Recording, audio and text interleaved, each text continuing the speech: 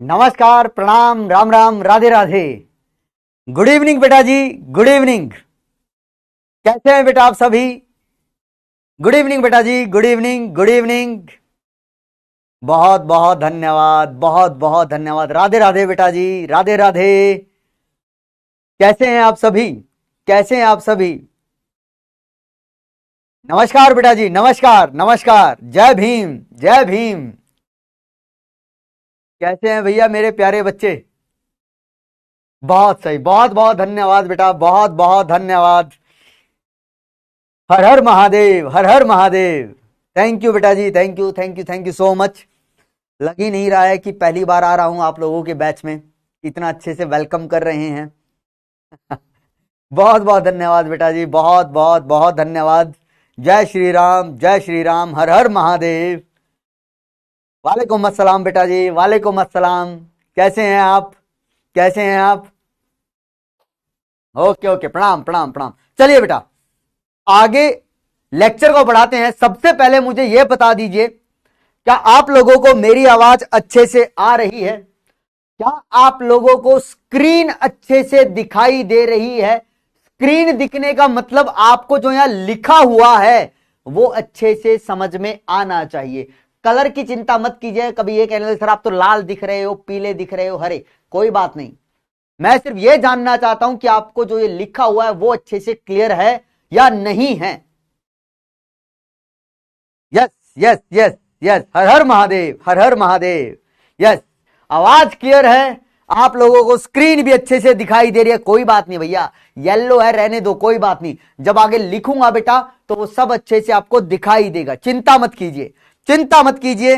चलिए चलिए चलिए चलिए बेटा जी, तो हमारे घटना चक्र को स्टार्ट करते हैं।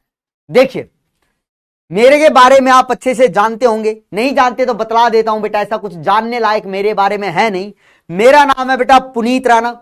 मैं आप लोगों को ऑर्गेनिक केमिस्ट्री मतलब कार्बनिक रसायन के बारे में पढ़ाऊंगा। तो अब अपना साथ लंबा चलेगा बेटा, अपना साथ लंबा चलेगा। जब तक कार्बनिक रसायन होगा नहीं कंप्लीट तब तक हम साथ में रहेंगे। ठीक है बेटा जी, ये आपको पता चला मेरे बारे में। ठीक है, अब कितना एक्सपीरियंस है, क्या एक्सपीरियंस है, ये हम साथ की साथ बातें करते रहेंगे। लेकिन इतना अवश्य है बेटा कि इतना तो पढ़ाते पढ़ाते समय हो चुका है कि आप नन्हे मुन्नों को सही गाइडेंस क्या होती है, कैसे पढ़ना है, किस तरीके से पढ़ना है, ये मैं आपको बतला सकूं। अब आपके दिमाग में आएगा भैया कि सर ये तो हमें सब टीचर्स ने बताया। मैं जानता हूं बेटा, मुझसे पहले दीवान तिवारी सर थे, मेरे बहुत अच्छे मित्र हैं। अच्छे मित्र कह लीजिए, मेरे परम मित्र हैं वो। तो मुझसे पहले उन्हीं का पोर्शन चल रहा था, तो मैं उनसे बात करता रहता था आपके लिए कि कैसा बैच है, बच्चे कैसे हैं। थोड़ा सा एक होता है ना क्यूरियस, जैसे आप लोगों को रहता है ना कि हाँ भैया अगला टीचर जब आएगा तो कैसा होगा, क्या पढ़ाएगा, एक जिज्ञासा रहती है। तो टीचर को भी रहती है भैया कि जो बैच मेरे पास आने वाला है उस बैच में जो टीचर पढ़ा रहे हैं तो हम उनसे कॉल करके पूछते हैं कि सर बच्चों का रिस्पांस कैसा है, कैसे हैं बच्चे, मेहनती हैं या नहीं। ये नहीं पूछते कि इंटेलिजेंट है या नहीं है, बस एक सवाल होता है कि सर मेहनती हैं या नहीं बच्चे, मेहनत करते हैं या नहीं करते हैं, जो आप कहते हो वो सुनते हैं या नहीं सुनते हैं। जब पहले वाला टीचर ये कह देना कि सर मेहनती हैं तो बस वहां टीचर शांत हो जाता है कि हाँ भैया बच्चे बढ़िया हैं, मेहनत करने वाले हैं तो कुछ भी कर लेंगे, बस इनको रास्ता दिखाना है। हाँ जी, हाँ जी बेटा। डीटी सर को तो यार मैं भी मिस करता हूँ। 2 साल हुए हैं मुझे उनसे मिले हुए। कोटा में हम साथ में थे, कोटा से मैं यहाँ पे आ गया ट्रांसफर लेकर चंडीगढ़। चंडीगढ़ में विद्यापीठ था, तो ये लगा लीजिए पिछले साल तक मैं विद्यापीठ में पढ़ा रहा था, तो फिर इस बार फिर से ऑनलाइन में आ गया हूं मैं। ठीक है, तो 2 साल मुझे बेटा मैं भी बहुत मिस करता हूं, और आपसे ज्यादा मिस करता हूं। आप तो अभी मिले अपने डीटी सर से, मैं तो बहुत पहले से मिला हुआ हूं। दिल्ली में हम साथ में थे पहले, फिर कोटा गए, कोटा से हम अलग अलग हो गए, कोटा से हम अलग अलग हो गए। सब मिस करते हैं बेटा, मैं भी मिस करता हूं। लेकिन देखो, मिस करना अच्छी बात है, मिस करना अच्छी बात है। थोड़ी देर के लिए, थोड़ी देर के लिए बेटा मैं आप लोगों को शांत कर रहा हूं। मैं चाहता हूं आप सिर्फ मुझे सुने, अभी मुझे सुने। मैं आपकी भावनाओं को समझ रहा हूं। डीटी सर को मिस कर रहे हैं, कीजिए, लेकिन दीवान सर के लिए सबसे बड़ा, अगर आप कुछ देना चाहते हैं ना उन्हें गिफ्ट, दिवाली गिफ्ट ही लगा लीजिए, तो वो ये है कि जिस मोमेंटम के साथ उन्होंने आपको छोड़ा है ना, आप उसी मोमेंटम से अब पढ़ाई भी कीजिएगा।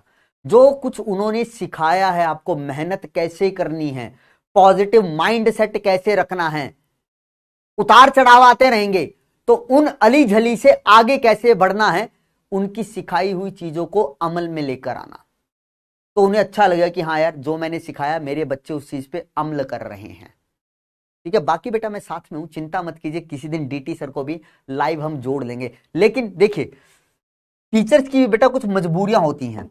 जैसे अब आपको लगता है कि डीटी सर लाइव नहीं आते, जैसे मैं भी बताता हूं, मेरे कुछ बैच हैं जो मेरे खत्म हो गए हैं, अभी दिसंबर में चालू होंगे, तो काफी टाइम हो गया है, तो वो बच्चे भी कहते हैं तो सर लाइव में लेके आओ पुनीत सर को, वीडियो कॉल पे जोड़ दो। आप भी सोचते होंगे, मुझे कहेंगे कि डीटी सर को लाइव, बेटा आपका बैच खत्म हुआ है, उनका और बैच फिर से स्टार्ट हो गया है, तो टीचर फ्री नहीं हुआ। जिस समय पे आपका बैच चल रहा था, अब उस समय पे कोई और बैच चल रहा है।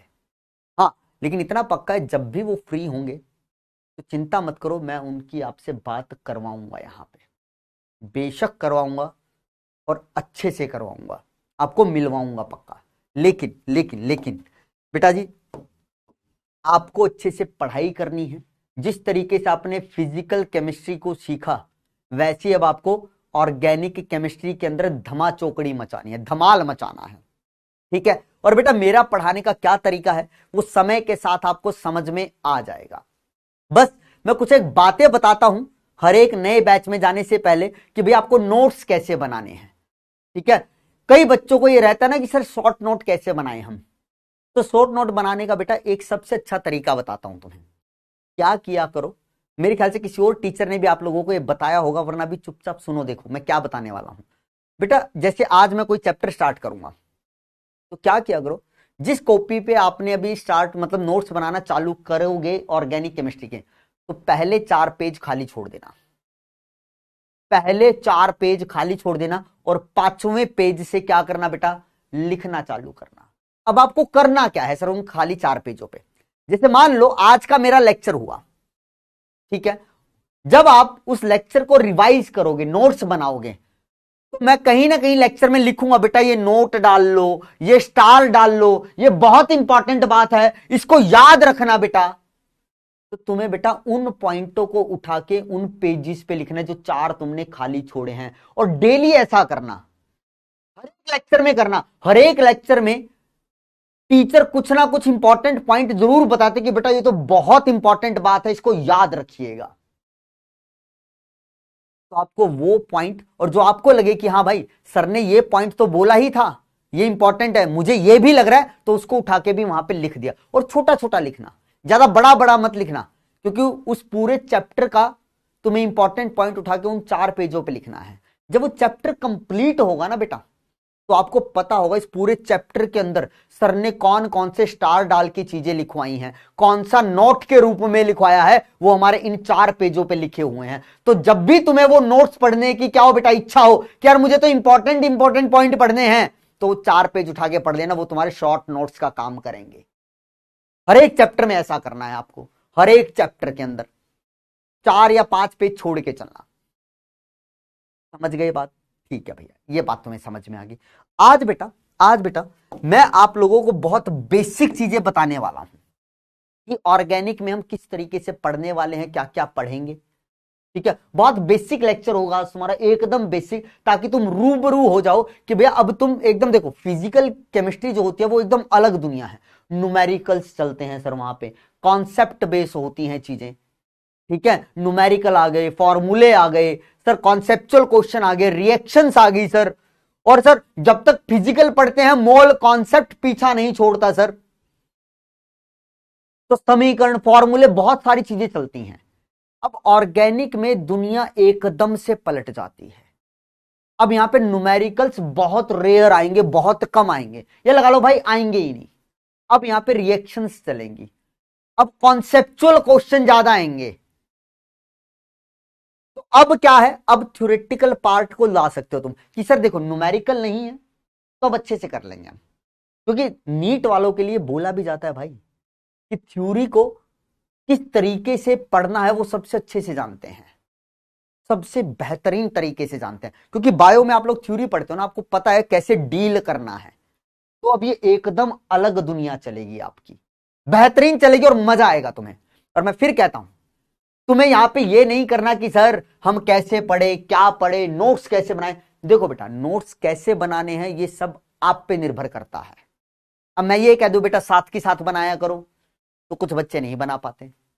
कुछ बच्चे कहते हैं कि नहीं सर, जब हम दोबारा लेक्चर देखते हैं उस टाइम पे हम चीजें लिखते हैं, तो उनके लिए वो बेनिफिशियल रहता है। तो नोट्स कैसे बनाने हैं ये सब आप पे निर्भर करेगा। अगर मैं कोई तरीका बताता हूं तो इसका मतलब बेटा वो तो मेरा कंफर्ट जोन है, वो तरीका मेरे लिए आसान है, हो सकता है वो आपके लिए ना हो। तो नोट्स आपको खुद डिसाइड करना है कैसे करना है। यहां पे पहले या तो समझ लो, इंपॉर्टेंट इंपॉर्टेंट पॉइंट लिख लो, उसके बाद जब दोबारा देखो तो उस टाइम फिर अच्छे से प्रॉपर नोट बना लो, वो अब आप देखना। पहली बात, ठीक है। दूसरा, डेली का काम डेली करेंगे।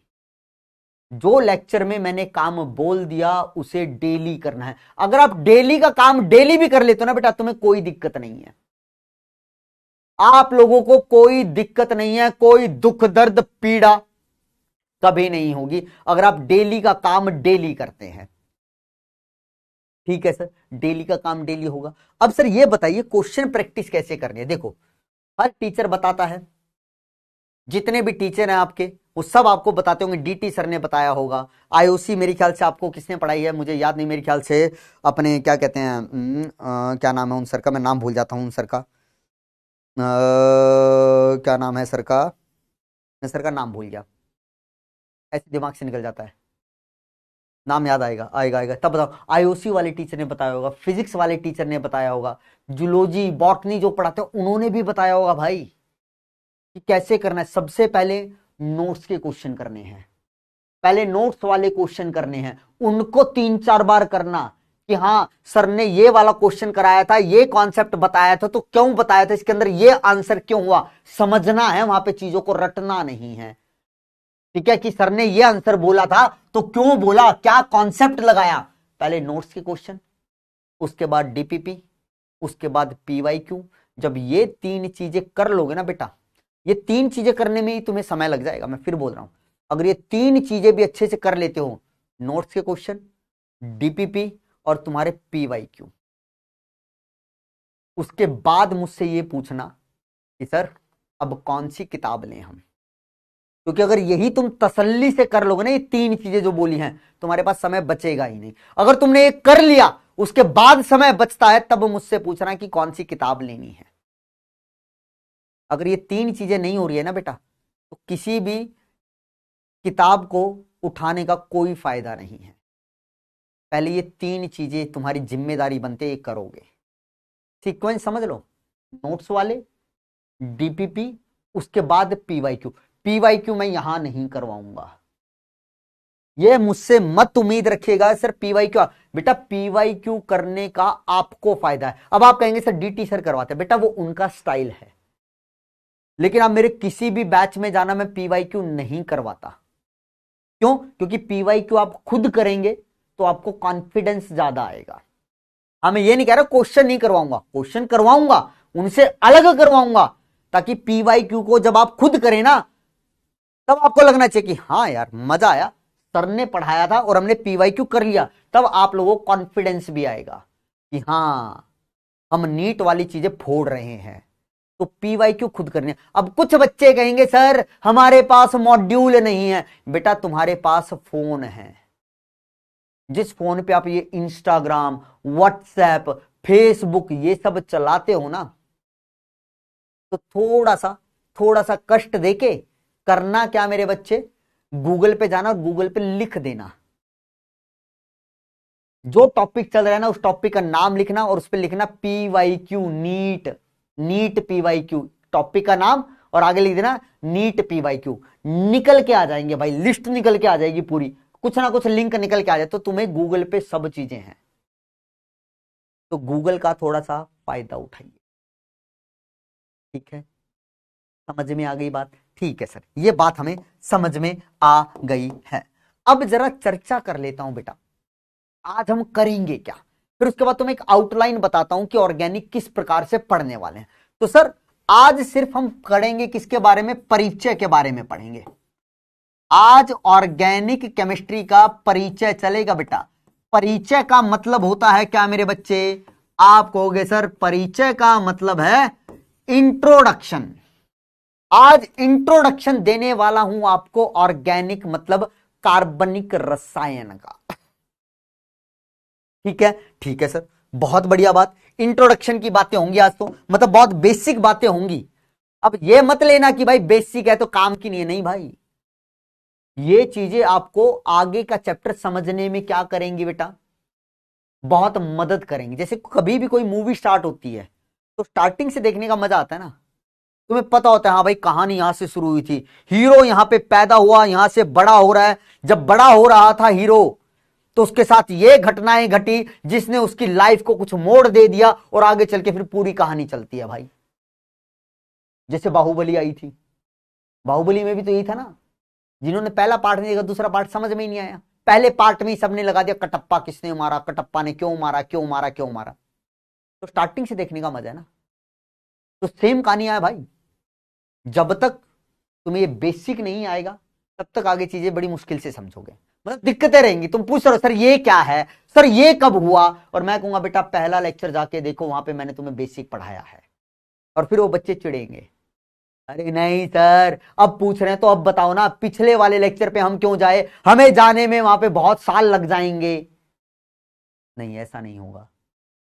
ठीक है, तो बेसिक पढ़ना है। ठीक है सर, अब जरा आउटलाइन दे दो सर, क्या क्या हमारे साथ घटनाएं घटित होंगी और कैसे होंगी। तो पूरी ऑर्गेनिक का तुम्हें मैं एक चित्रण दे रहा हूं भाई, कि पूरी ऑर्गेनिक केमिस्ट्री को हम किस सीक्वेंस में पढ़ने वाले हैं। ठीक है, तो भैया देखना, सबसे पहले तो बेटा आज हम पढ़ेंगे किसके बारे में, इंट्रोडक्शन के बारे में, कि सर कार्बनिक रसायन है क्या, कार्बनिक यौगिक क्या होते हैं, कार्बनिक यौगिक का निरूपण कैसे करते हैं। ठीक है, और फिर उसके अंदर छोटे छोटे टॉपिक आएंगे, प्राथमिक कार्बन क्या होता है, द्वितीयक कार्बन क्या होता है, तृतीयक कार्बन क्या होता है। तो ऐसी बहुत सारी छोटी छोटी बातें चलेंगी जो यहां पे इंट्रोडक्शन में आएंगी हमारे पास। ठीक है सर, इसके बाद क्या पढ़ेंगे, सर इसके बाद आएगा हमारे पास क्या, सामान्य नामकरण। क्या आएगा मेरे बच्चे, हम पढ़ेंगे सामान्य नामकरण। बेटा सामान्य नामकरण का मतलब होता है घर का नाम।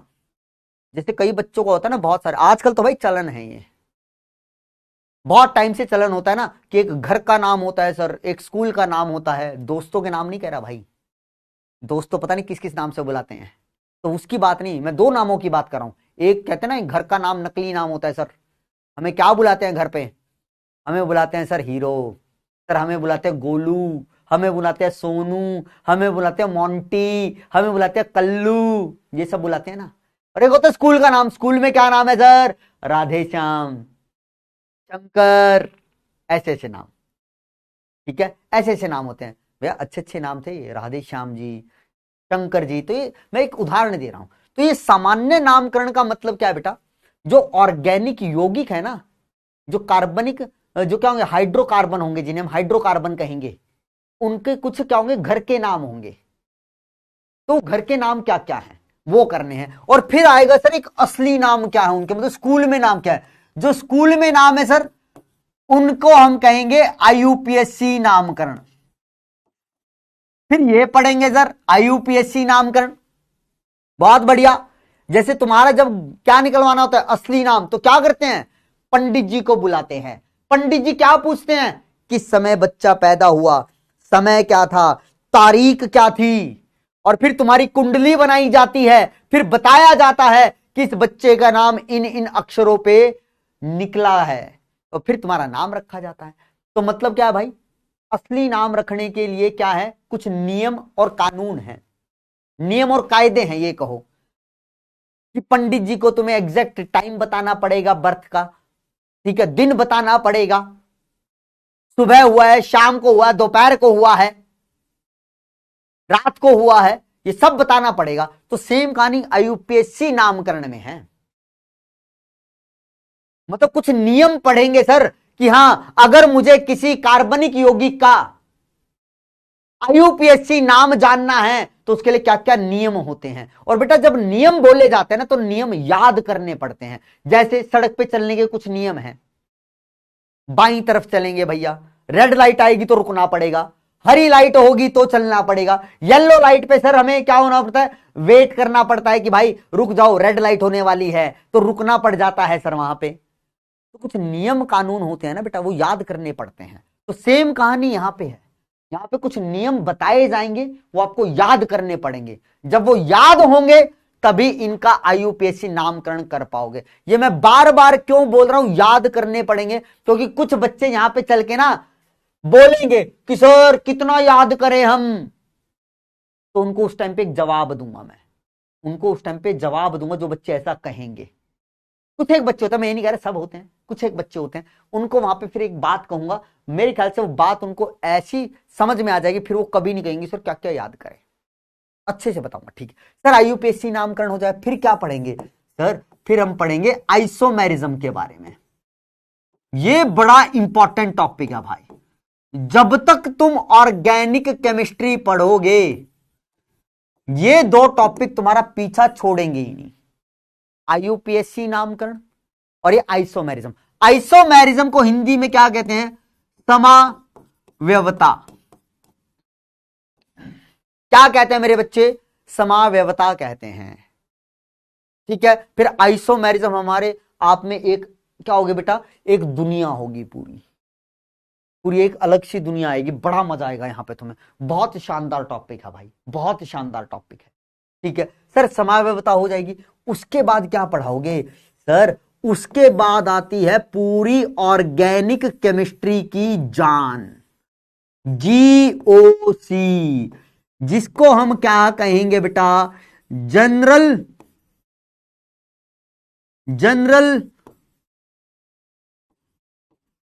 ऑर्गेनिक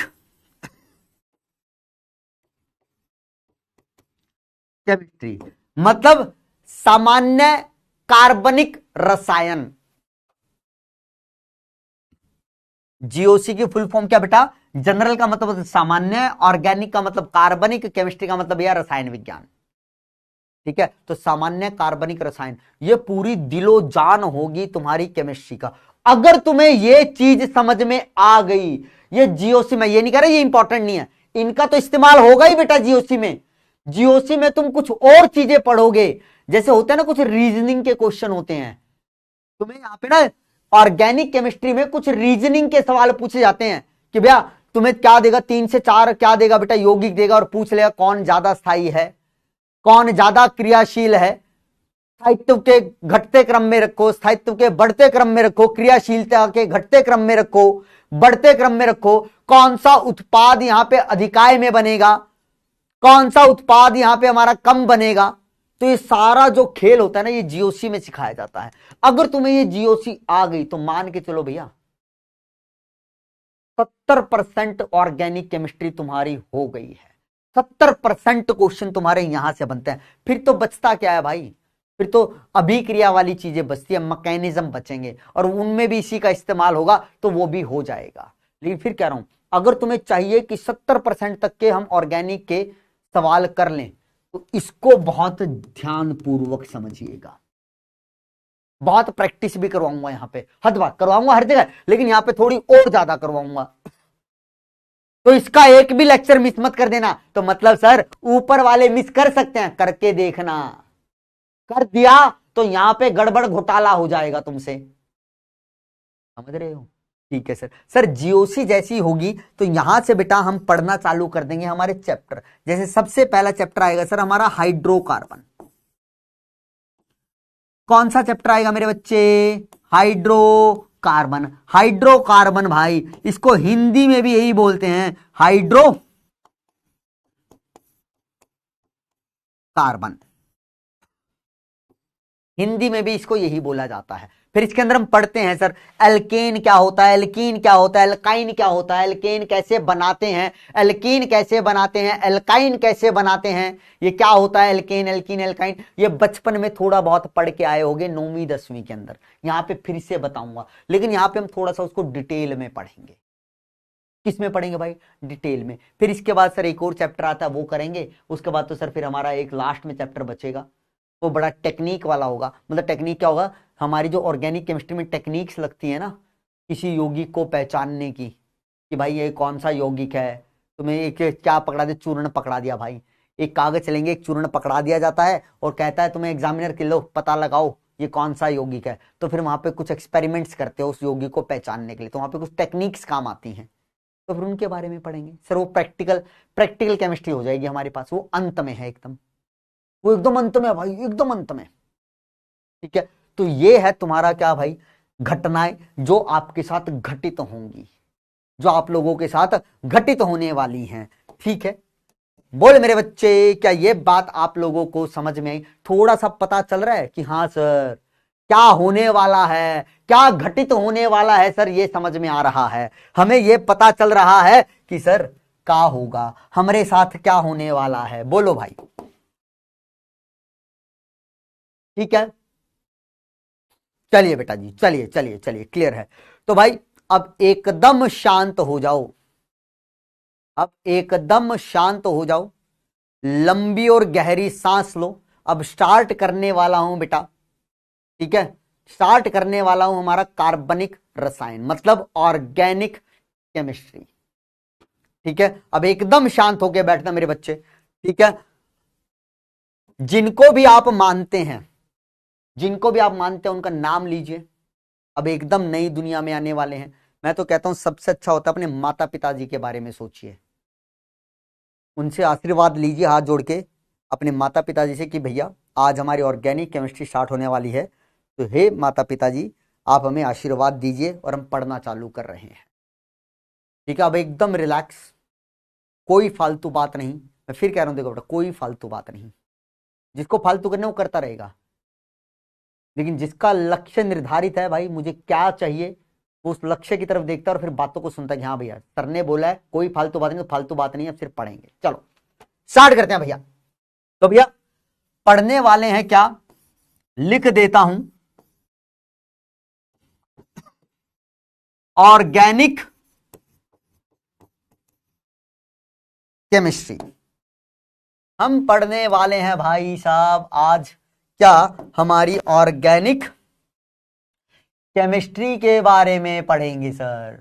बहुत बढ़िया सर, चलो भैया प्रारंभ करते हैं, भैया प्रारंभ करते हैं। देखिए बेटा, ऑर्गेनिक केमिस्ट्री के बारे में हमने पढ़ना चालू क्यों किया, ठीक है, इसकी हमें आवश्यकता क्या पड़ी। अब ये सबको पता है केमिस्ट्री को हम 3 हिस्सों में बांटते हैं सर, फिजिकल केमिस्ट्री, ठीक है, जिसे हम भौतिक रसायन कहते हैं, फिर होता है इनऑर्गेनिक केमिस्ट्री जिसे अकार्बनिक रसायन कहते हैं, एक होता है सर ऑर्गेनिक केमिस्ट्री जिसे कहते हैं हम कार्बनिक रसायन। नाम ही बता रहा है भाई क्या है ये, कार्बनिक रसायन है। तो बेटा ऑर्गेनिक केमिस्ट्री में हम किसकी चर्चा करने वाले हैं, कार्बनिक रसायन कहते हैं भैया इसे। तो सर नाम ही बता रहा है, यहां पे हम कार्बन के कुछ यौगिकों के बारे में पढ़ेंगे। सर कार्बनों के यौगिक के बारे में ही क्यों पढ़ेंगे, किसी और तत्व के यौगिक के बारे में क्यों नहीं पढ़ते। हमने कार्बन के यौगिकों के लिए ही इसका क्यों क्यों हमने इसका निर्माण किया भाई, ऐसा क्या था कार्बन में। जैसे आपको एक उदाहरण देता हूं, एक उदाहरण देता हूं बेटा, आपने इनऑर्गेनिक केमिस्ट्री के अंदर आवर्त सारणी के बारे में पढ़ा, चैप्टर होता है आवर्त सारणी, फिर आता है रासायनिक बंध, ठीक है, फिर तुमने सुना होगा सर एस ब्लॉक नाम का भी एक चैप्टर होता है, पी ब्लॉक नाम का भी एक चैप्टर होता है, ठीक है, जिसमें तुम पी ब्लॉक पढ़ते हो, फिर एस ब्लॉक पढ़ते हो। 12वीं में जाके एक चैप्टर आएगा डी एंड एफ ब्लॉक, पूरा एक चैप्टर आएगा। लेकिन 11वीं में एक चैप्टर होता था, शायद अब नीट में से हट चुका है, जिसका नाम था हाइड्रोजन। देख रहे हो कितनी कमाल की बात है, हाइड्रोजन एक तत्व के लिए हमने पूरा अलग से एक चैप्टर बनाया है। एस ब्लॉक को हमने एक साथ पढ़ लिया, एस ब्लॉक में पी ब्लॉक को पूरा पी ब्लॉक चैप्टर में पढ़ दिया, डी एंड एफ ब्लॉक को एक चैप्टर बना के पढ़ दिया।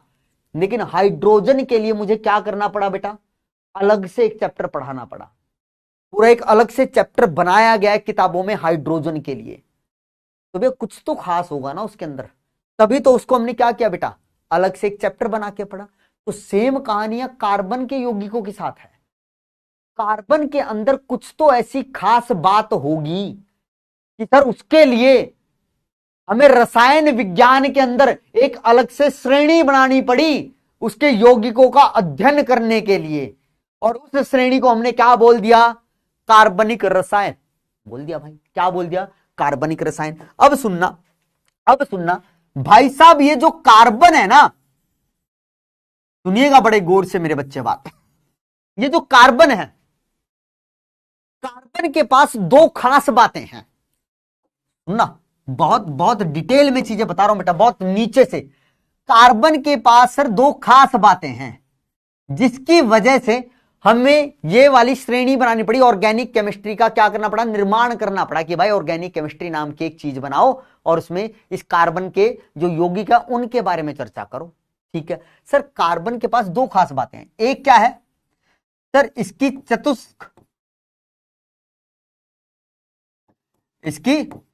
चतुष्क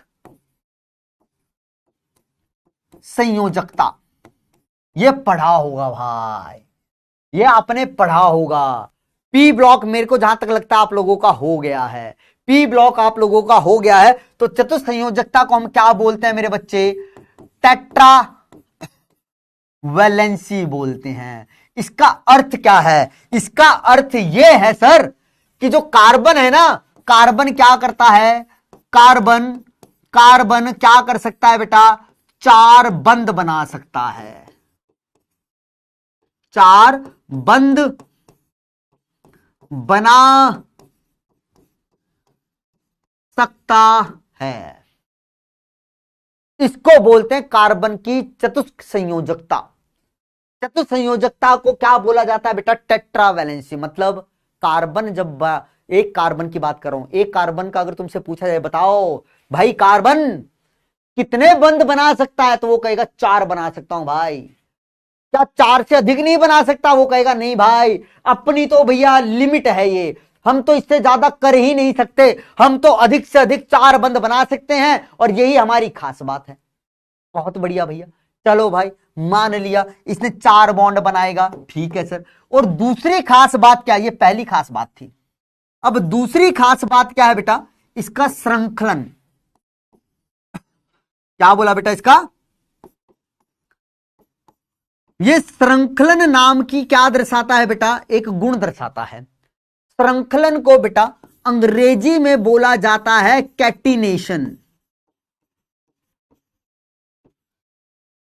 भाई पूरी आवर्त सारणी में सबसे ज्यादा श्रृंखलन दर्शाने की क्षमता किस तत्व में है, अगर आपसे यह पूछ लिया जाए तो जवाब होगा कार्बन। सर ये श्रृंखलन का मतलब क्या है, श्रृंखलन का मतलब है भाई अपने आप के जैसों से जुड़ के क्या बनाना, एक लंबी सी कतार बना लेना। ठीक है, जैसे तुम्हें कहा भाई, आप लोगों को कहा, आप लोगों को किसी मेले में छोड़ दिया गया, मेले में छोड़ दिया भाई, और आपको कहा कि भाई अपने जैसे बंदों को ढूंढ कर लेकर आओ। अब अपने जैसे बंदों को ढूंढ कर लाने का मतलब सबके लिए अलग अलग है। कोई कहेगा भाई, कोई एकदम ऐसे भैया तुम में से बॉडी बिल्डर है पूरा, वो जाएगा क्या भाई मैं तो बॉडी बिल्डर टाइप के लोगों ढूंढा, वो मेरे जैसे बंदे हैं। कोई आप में से गया, किसी ने कहा भाई वो बड़ा इंटेलिजेंट है, तो वो क्या देखा भाई मेरी तरह इंटेलिजेंट हो, मैं उसको ढूंढ कर लेकर आऊंगा, तो ऐसे बंदों से जुड़ता हुआ चलेगा वो। कोई भाई देखने में क्या है, एकदम ऐसा है जैसे अपने आप को हीरो समझता है, तो सोचा भाई मैं तो बहुत सुंदर हूं, तो जो सुंदर लोग हैं ना वो मुझ जैसे हैं, मैं तो उनसे जाके जुड़ूंगा, तो उनको खींच के ले आएगा अपने पास। तो श्रृंखलन का मतलब सीधा सीधा सा है भाई, अपने जैसे से जुड़ना और जुड़ के क्या करना भैया, एक लंबी श्रृंखला बना लेना, एक लंबी श्रृंखला बना लेना। वो सीधा क्या हो सकता है बेटा, एक चैन के रूप में भी श्रृंखला बना सकता है और एक वलय के रूप में भी बना सकता है। वलय का मतलब होता है रिंग, वलय का मतलब होता है रिंग। तो सर श्रृंखलन क्या हुआ, श्रृंखलन का मतलब होता है अपने अपने जैसे तत्व से जुड़कर क्या बनाना बेटा, लंबी श्रृंखला या वलय बनाना। और भाई साहब ये जो कार्बन है ना, ये कार्बन के साथ जुड़ के क्या करता है बेटा, कार्बन कार्बन कार्बन, बहुत सारे कार्बन आपस में जुड़ सकते हैं भाई, बहुत सारे, कोई अंत नहीं है भाई, पता नहीं कितने जुड़ जाते हैं अपने आप में। तो एक यही इसके पास एक ऐसा गुण है जिसकी वजह से भैया इसने इतने यौगिक बना डाले, इस कार्बन ने दूसरे कार्बनों से मिलकर इतने यौगिक बना डाले कि उन यौगिकों का अध्ययन करने के लिए हमें क्या करना पड़ा, ऑर्गेनिक केमिस्ट्री को लेकर आना पड़ा, क्योंकि भाई इसके पास चतुर्थ संयोजकता है। और ये क्या करता है बेटा, अपने जैसे तत्व, अपने जैसे तत्व का मतलब बेटा कार्बन से ही जुड़ता है। किससे जुड़ता है बेटा, ये कार्बन से ही जुड़ता है। तो क्या करता है बेटा, एक कार्बन दूसरे से और दूसरा तीसरे, तीसरे चौथा पांचवा छठा सातवां आठवां, ऐसे बहुत सारे जुड़ते हुए चलते हैं भाई। और क्या करते हैं, अलग अलग प्रकार के यौगिक बना देते हैं। वो सीधी श्रृंखला के रूप में भी हो सकते हैं और सर वलय के रूप में भी हो सकते हैं। तो इन दो गुणों की वजह से इस कार्बन ने क्या किया बेटा, बहुत सारे यौगिकों का निर्माण कर दिया। इसका कर दिया बेटा, बहुत सारे यौगिकों का निर्माण किया। आप कहोगे सर बहुत बढ़िया बात है, यह तो शानदार बात है, ठीक है। तो अब भैया कार्बन ने जो यौगिक बनाए, अब गौर से सुनना, कार्बन ने जो यौगिक बनाए उनको हमने क्या कहा बेटा, हाइड्रोकार्बन कहा। यार सीधा सीधा लिखता हूं बेटा, कार्बनिक यौगिक अगर तुमसे कोई पूछे क्या होता है, कार्बनिक यौगिक तुमसे अगर किसी ने पूछा कि व्हाट इज कार्बनिक यौगिक, व्हाट इज कार्बन कंपाउंड, ठीक है, तो तुम क्या कहोगे बेटा, तुम क्या कहोगे, तुम सीधा सीधा कहना हाइड्रोकार्बन।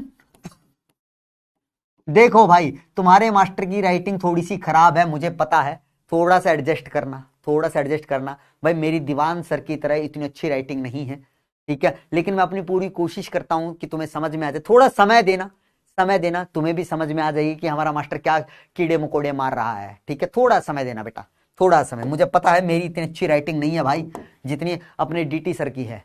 अब वो हाइट में भी तो है ना भाई, उनके लिए तो भाई ये वाली चीज भी आंखों के एकदम नीचे आ रही है। वो अच्छा मेरे को वैसे लिखना पड़ रहा है भाई, मुंडी उठा के, मुझे पता ही नहीं चल रहा है क्या लिख रहा हूं मैं। हाइट छोटी है ना तुम्हारे मास्टर की, डीटी सर की तरह लंबा नहीं हो ना कि ऐसे लिख रहा हूं भाई, हाँ क्या लिखा, हाइड्रोकार्बन, एकदम सीधा लाइन में, समझो भाई, ठीक है। तो थोड़ा सा एडजस्ट करना भाई, ठीक है, तुम्हें पता चल जाएगा। मुझे पता है हाइड्रोकार्बन, ये गंदा लिख दिया कि सर राइटिंग तो अब आपकी सुधरेगी नहीं। क्यों, क्योंकि सर बहुत टाइम हो गया, ये तो बचपन के काम होते हैं, आप तो बुढ़ापे में चल रहे हो। देखो भाई, तो बेटा कार्बनिक यौगिक को क्या बोलोगे तुम, हाइड्रोकार्बन, या इसके व्युत्पन्न से बने यौगिक क्या कहलाते हैं बेटा, कार्बनिक यौगिक कहलाते हैं। हाइड्रोकार्बन नाम ही बता रहा है बेटा, हाइड्रोजन और कार्बन के यौगिक, हाइड्रोजन और कार्बन के यौगिक, या फिर क्या बोला सर, हाइड्रोकार्बन के व्युत्पन्न से बने यौगिकों को तुम क्या कहते हो मेरे बच्चे, कार्बनिक यौगिक। अब देखो भाई, अब जरा सुनना, सर हाइड्रोकार्बन के अंदर मैंने क्या बोला बेटा, हाइड्रोजन है और कार्बन है, तो मैंने एक फॉर्मूला लिखा जैसे CXHY, एक्स और वाई यहां पे कुछ भी संख्या हो सकती है, एक्स और वाई कुछ भी क्या हो सकता है बेटा, यहां पे नंबर हो सकता है। वो क्या नंबर होगा, उसके लिए कंडीशन है कि सर ये एल्केन लिखा, एल्कीन लिखा, एल्काइन लिखा, उसकी बात नहीं कर रहा। तो सर ये मेरे पास क्या एक हाइड्रोकार्बन है, ठीक है, तो इस हाइड्रोकार्बन को मैं क्या बोलूंगा, कार्बनिक यौगिक। या फिर मैंने क्या बोला बेटा, इस हाइड्रोकार्बन से बने हुए कुछ यौगिक होते हैं बेटा। इस व्युत्पन्न से मतलब क्या है बेटा, इस हाइड्रोकार्बन से मैंने क्या किया, मान लो हाइड्रोजन निकाल दिया, एक हाइड्रोजन निकाला और उस हाइड्रोजन की जगह मैंने कोई ग्रुप लगा दिया जी। अब ये जो जी है बेटा, मैंने क्या किया, इस CXHY में से हाइड्रोजन निकाला। अब एक हाइड्रोजन निकलेगा, दो निकलेगा, तीन निकलेंगे, कितने निकलेंगे भाई, वो तो निर्भर करेगा कि ये ग्रुप कैसा लगा रहा हूं, ये समूह कैसा लगा रहा हूं। ठीक है, तो यहां पे क्या बन गया सर, यहां पे बन गया CXZ और ये G। सर ये Z क्यों कर दिया, क्योंकि सर Y में से, Y हाइड्रोजन में से मैंने कुछ H हाइड्रोजन निकाल दिए, तो सर अब यहां पे Y की जगह Y तो आएगा ही नहीं, क्योंकि कुछ क्या हो गए, कम हो गए ना भैया। तो मैंने मान लिया Y से वो कितने कम हो गए, Z हो गए, और सर ये G लगा दिया। तो ये क्या हुआ बेटा, मेरे पास हाइड्रोकार्बन के व्युत्पन्न क्या हुआ बेटा, ये कुछ यौगिक हुआ, इसको भी मैं क्या बोलूंगा बेटा, कार्बनिक यौगिक बोलूंगा। अब ये जो G है ना बेटा, यहां पे क्या क्या हो सकता है, OH हो सकता है सर, समूह बोला ना बेटा, ये अल्कोहलिक समूह है, इतना तो जानते हो। ये कार्बोक्सिलिक समूह है सर, ये अमीन समूह है सर। सर ये फ्लोरीन लगा दिया, क्लोरीन लगा दो, ब्रोमीन लगा दो, आयोडीन लगा दो, या फिर CN लगा दो सर, तो कुछ भी लगा सकता हूं भाई, ये जी, समझ रहे हो। ठीक है, तो क्या बोला बेटा हमने, कार्बनिक यौगिक क्या है सर, हाइड्रोकार्बन, और उससे व्युत्पन्न यौगिक जो होते हैं वो क्या कहलाते हैं बेटा, कार्बनिक यौगिक कहलाते हैं। क्या कहलाते हैं भैया, कार्बनिक यौगिक कहलाते हैं। और इन्हीं चीजों को, इन्हीं के बारे में जब हमें पढ़ने को बोला जाता है कि भैया ऑर्गेनिक केमिस्ट्री में तुम किसके बारे में पढ़ते हो, तो इन्हीं के नाम उठ के आते हैं कि सर हम हाइड्रोकार्बन और उससे व्युत्पन्न यौगिकों के बारे में ही हम चर्चा करते हैं। तो हमारा चर्चा का विषय सर ये दो चीजें हैं जिसके बारे में हम पढ़ेंगे यहां पे। बहुत बढ़िया सर, पढ़ लेंगे, ठीक है। लेकिन सर अब जरा सा ना एक एक जिज्ञासा हो रही है एक जिज्ञासा आ रही है हमारे में कि सर ये बात तो ठीक है, ये बात तो एकदम क्लियर है कि सर इसके अंदर में क्या पढ़ना है, हाइड्रोकार्बन या उससे व्युत्पन्न यौगिकों के बारे में पढ़ना ऑर्गेनिक केमिस्ट्री में। लेकिन सर हमें पता कब चला ये कि सर ये जो क्या होते हैं कार्बनिक यौगिक होते हैं कैसे बनाए गए सर, हमें कब पहली बार पता चला कि कार्बनिक यौगिक नाम की कुछ चीज होती है। ठीक है, तो भैया कब पता चला इसके बारे में तो मैं नहीं बात कर रहा, लेकिन हम बात यहां से चालू करते हैं। बहुत समय पहले ये बात होगी, मेरे ख्याल से 1800 के करीब की होगी, सन 1800 के करीब की होगी बेटा। ठीक है, उस समय पे बेटा जो लोग थे ना, लोग कौन से भाई, जो ये साइंटिस्ट वगैरह लोग थे, ये क्या बात मानते थे, ये मानते थे कि भैया जो कार्बनिक यौगिक है ना, मतलब जो ऑर्गेनिक कंपाउंड है, कार्बनिक यौगिक है, उनको हम लैब में नहीं बना सकते हैं उनका यह मानना था। उन्होंने कहा कि भाई कोई दैवीय शक्ति होती है, कोई जैविक शक्ति है, वो शक्ति ही किसका निर्माण कर सकती है भैया, कार्बनिक यौगिक का निर्माण कर सकती है। अगर वो शक्ति किसी मनुष्य के पास है तो वो ऑर्गेनिक यौगिक बना सकता है, अगर नहीं है वो शक्ति तो भैया उसका निर्माण कोई नहीं कर सकता, हम लैब में तो बना ही नहीं सकते। तो सर यहीं पे हमारे पास एक सिद्धांत आता है जिसे बोला जाता है जैव शक्ति सिद्धांत। इसको बेटा अंग्रेजी में बोला जाता है वाइटल फोर्स थ्योरी। क्या बोला जाता है मेरे बच्चे, आपको अरे अरे अरे भाया, अरे भाया ये तो गड़बड़ हो गई थी। क्या बोला जाता है बेटा, वाइटल फोर्स थ्योरी। इसी को हिंदी में क्या लिखा बेटा यहां पे, जैव शक्ति सिद्धांत। ठीक है, इस लिख भी देता हूं भाई, इसकी डेफिनेशन भी लिख देता हूं। इस सिद्धांत के अनुसार, इस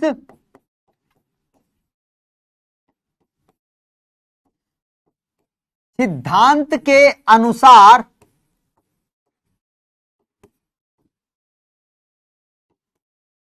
कार्बनिक यौगिकों का निर्माण, कार्बनिक यौगिकों का निर्माण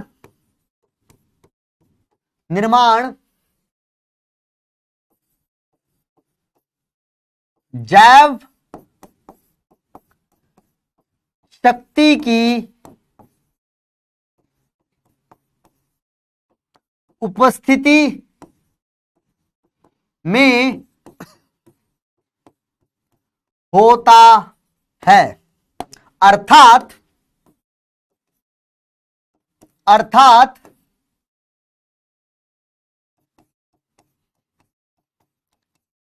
कार्बनिक कार्बनिक यौगिकों को हम लैब में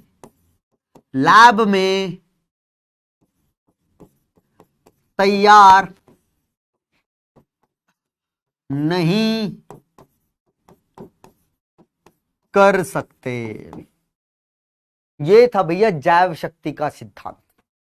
क्या कहता है भाई जैव शक्ति का सिद्धांत? दोबारा से बताता हूं कि सर इस सिद्धांत ने ये कहा, उस समय पे साइंटिस्ट ये मानते थे, क्या मानते थे कि भैया अगर किसी कार्बनिक यौगिक का हमें निर्माण करना है तो वहां पे हमें कौन सी ताकतें चाहिए? कुछ रहस्यमयी ताकतें चाहिए सर। और उन रहस्यमयी ताकतों को क्या कहा गया बेटा? जैव शक्ति कहा गया, वाइटल फोर्स कहा गया कि ये वाइटल फोर्स ही क्या करती हैं? ऑर्गेनिक यौगिकों का निर्माण करती हैं। और ये वाइटल फोर्स जो होती हैं हम कृत्रिम रूप से नहीं बना सकते। मतलब ये ना तो ताकत हमारे पास है ना किसी और के पास है भैया। तो इसका मतलब भैया लैब के अंदर हम ऑर्गेनिक यौगिकों का निर्माण नहीं कर सकते क्योंकि हमारे पास कोई भी जैव शक्ति नहीं है। उस समय तक ये माना जाता था। साइंटिस्ट पहले इसी को मानते थे और कहते थे भाई कोई जरूरत नहीं है कार्बनिक यौगिकों के बारे में पढ़ने की क्योंकि हम उसे बना ही नहीं सकते। जिस चीज को हम बना ही नहीं पा रहे हैं लैब के अंदर उसे पढ़ना क्यों है? क्योंकि भैया ये तो भगवान की माया है, ये तो भगवान की कुछ ऐसी क्या है बेटा चमत्कारी शक्तियां हैं जो इसका निर्माण करती हैं। और वो चमत्कारी शक्तियां हम में तो है नहीं भैया क्योंकि हम क्या है? तुच्छ प्राणी हैं, तुच्छ मनुष्य हैं। तो भैया टेंशन नहीं लेने का, कुछ नहीं पढ़ने का। तो उस टाइम पे साइंटिस्ट बड़े काम के थे। अब सोचो अगर वो साइंटिस्ट आज होते तो तुम्हें ऑर्गेनिक केमिस्ट्री पढ़नी ही ना पड़ती क्योंकि वो कहते थे अरे हटाओ भाई बना ही नहीं सकते तो इसके बारे में पढ़ेंगे काहे? हमें पता ही नहीं है भैया वो जैव शक्तियां कहां से आती हैं, कब आती हैं और कैसे निर्माण करती हैं। देखा कितना सुखी जीवन व्यतीत कर रहे थे उस समय के बच्चे और वो साइंटिस्ट। कोई लेना देना ही नहीं था भाई, कोई लेना देना नहीं था। क्या ऑर्गेनिक केमिस्ट्री, क्या केमिस्ट्री, क्या कुछ नहीं भाई, भाड़ में जाए, कुछ भी नहीं था। लेकिन भाई तुम्हारे साथ जो ये अन्याय हो रहा है ना, जो तुम्हारे साथ ये अन्याय हो रहा है, इसके पीछे का सबसे बड़ा कारण बताता हूं। वो उस इंसान की बात करता हूं भैया जिसने इस सिद्धांत को क्या कहा कि भाई जो ये सिद्धांत तुम बोल रहे हो ना कि ऑर्गेनिक यौगिक जैव शक्तियां ही बनाती हैं, जैव शक्तियां जिनको तुम चमत्कारी शक्तियां बोल रहे हो और तुम कह रहे हो कि इन चमत्कारी शक्तियों के बिना हम क्या नहीं बना सकते, लैब में ऑर्गेनिक यौगिक नहीं बना सकते। बोले ये सरासर गलत है। एक साइंटिस्ट आ गया था निकल के कि भाई देख मैंने लैब में एक ऑर्गेनिक यौगिक बना डाला। वो तो कहता भाई मेरी लाइफ तो झिंगा लाला, अब जो बाद में आ रहे हैं अब उनके सिर पे भैया तांडव करेंगे हम ऑर्गेनिक केमिस्ट्री बना के। तो वो कौन था भाई? तो वो कौन था जिसने भैया इस वाइटल फोर्स थ्योरी को, इस जैव शक्ति सिद्धांत का खंडन कर दिया था? तो भैया यहां पे आता है भैया तुम्हारा वो पहला इंसान जिसका नाम था होलर। क्या था भाई? इसको वोलर बोलते हैं भाई, वोलर। ठीक है, मेरे ख्याल से सन 1815 की बातें हैं ये। उस टाइम तो इंडिया आजाद भी नहीं हुआ था भाई। तो देख रहे हो बाहर के मुल्कों में क्या क्या कहानियां चल रही थी। लेकिन अब एक तुम्हें दुविधा बताता हूं यहां पे, तुम्हें ना ये मतलब मुझे बड़ा अजीब सा लगता है भाई।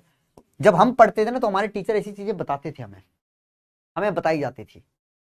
अब पता नहीं हमें नॉलेज नहीं है, मैंने भी नहीं पढ़ा इतना, लेकिन जो मेरे टीचर ने बताया वो मेरे दिमाग में आज भी बैठी हुई हैं बातें। हमें पढ़ाया जाता है कि भाई 1815 में इस वोलर ने क्या किया भाई, पहला ऑर्गेनिक यौगिक बनाया लैब के अंदर। लेकिन भाई हमारे ग्रंथों में पता नहीं कितनी सारी चीजें लिखी होंगी जो हम पढ़ भी नहीं पा रहे हैं। क्यों? क्योंकि हमें स्कूल में पढ़ाया नहीं जाता है।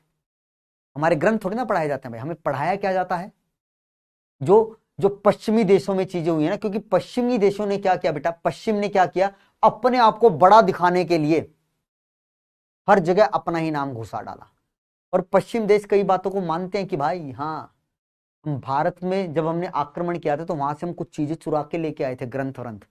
तो उनके ग्रंथों में पहले लिखी हुई है। वहां के कुछ साइंटिस्ट संस्कृत को सीखते हैं आज भी, क्योंकि वो ग्रंथ ले गए, उनको संस्कृत सीखने क्या तू क्या भाई, क्योंकि उस समय पे संस्कृत में लिखे हुए थे तो वो उनको पढ़ते हैं। तो वो उनको पढ़ते हैं, और वो हमसे छुड़वा दिया उन्होंने, क्योंकि उन्हें पता है अगर इंडियन जिस दिन ये जान गए कि भाई सारी चीजें इनके यहां लिखी हैं तो हर बच्चा पढ़ेगा और कुछ ना कुछ नई खोज करता रहेगा भाई।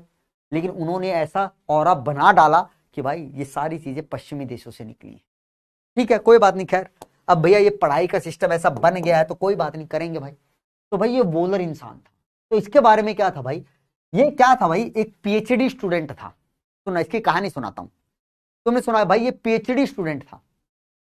ठीक है, इसका जो क्या था भाई, जो इसका ऊपर बैठता था ना, जिसके अंडर ये पीएचडी कर रहा था, उसने इसे क्या किया भाई, एक रिएक्शन दी कि भाई तुझे क्या बनाना है, अमोनियम साइनेट बनाना है। क्या बनाना है मेरे बच्चे, इसको बोला गया भाई अमोनियम साइनेट बना। ठीक है सर, तो भाई ये वास्तविकता में तो बना रहा था कोई और यौगिक, लेकिन इसकी किस्मत क्या थी भाई, बड़ी अच्छी थी, कुछ और बन गया। कैसे सर? सर इसने क्या किया, पहले लिख देता हूं।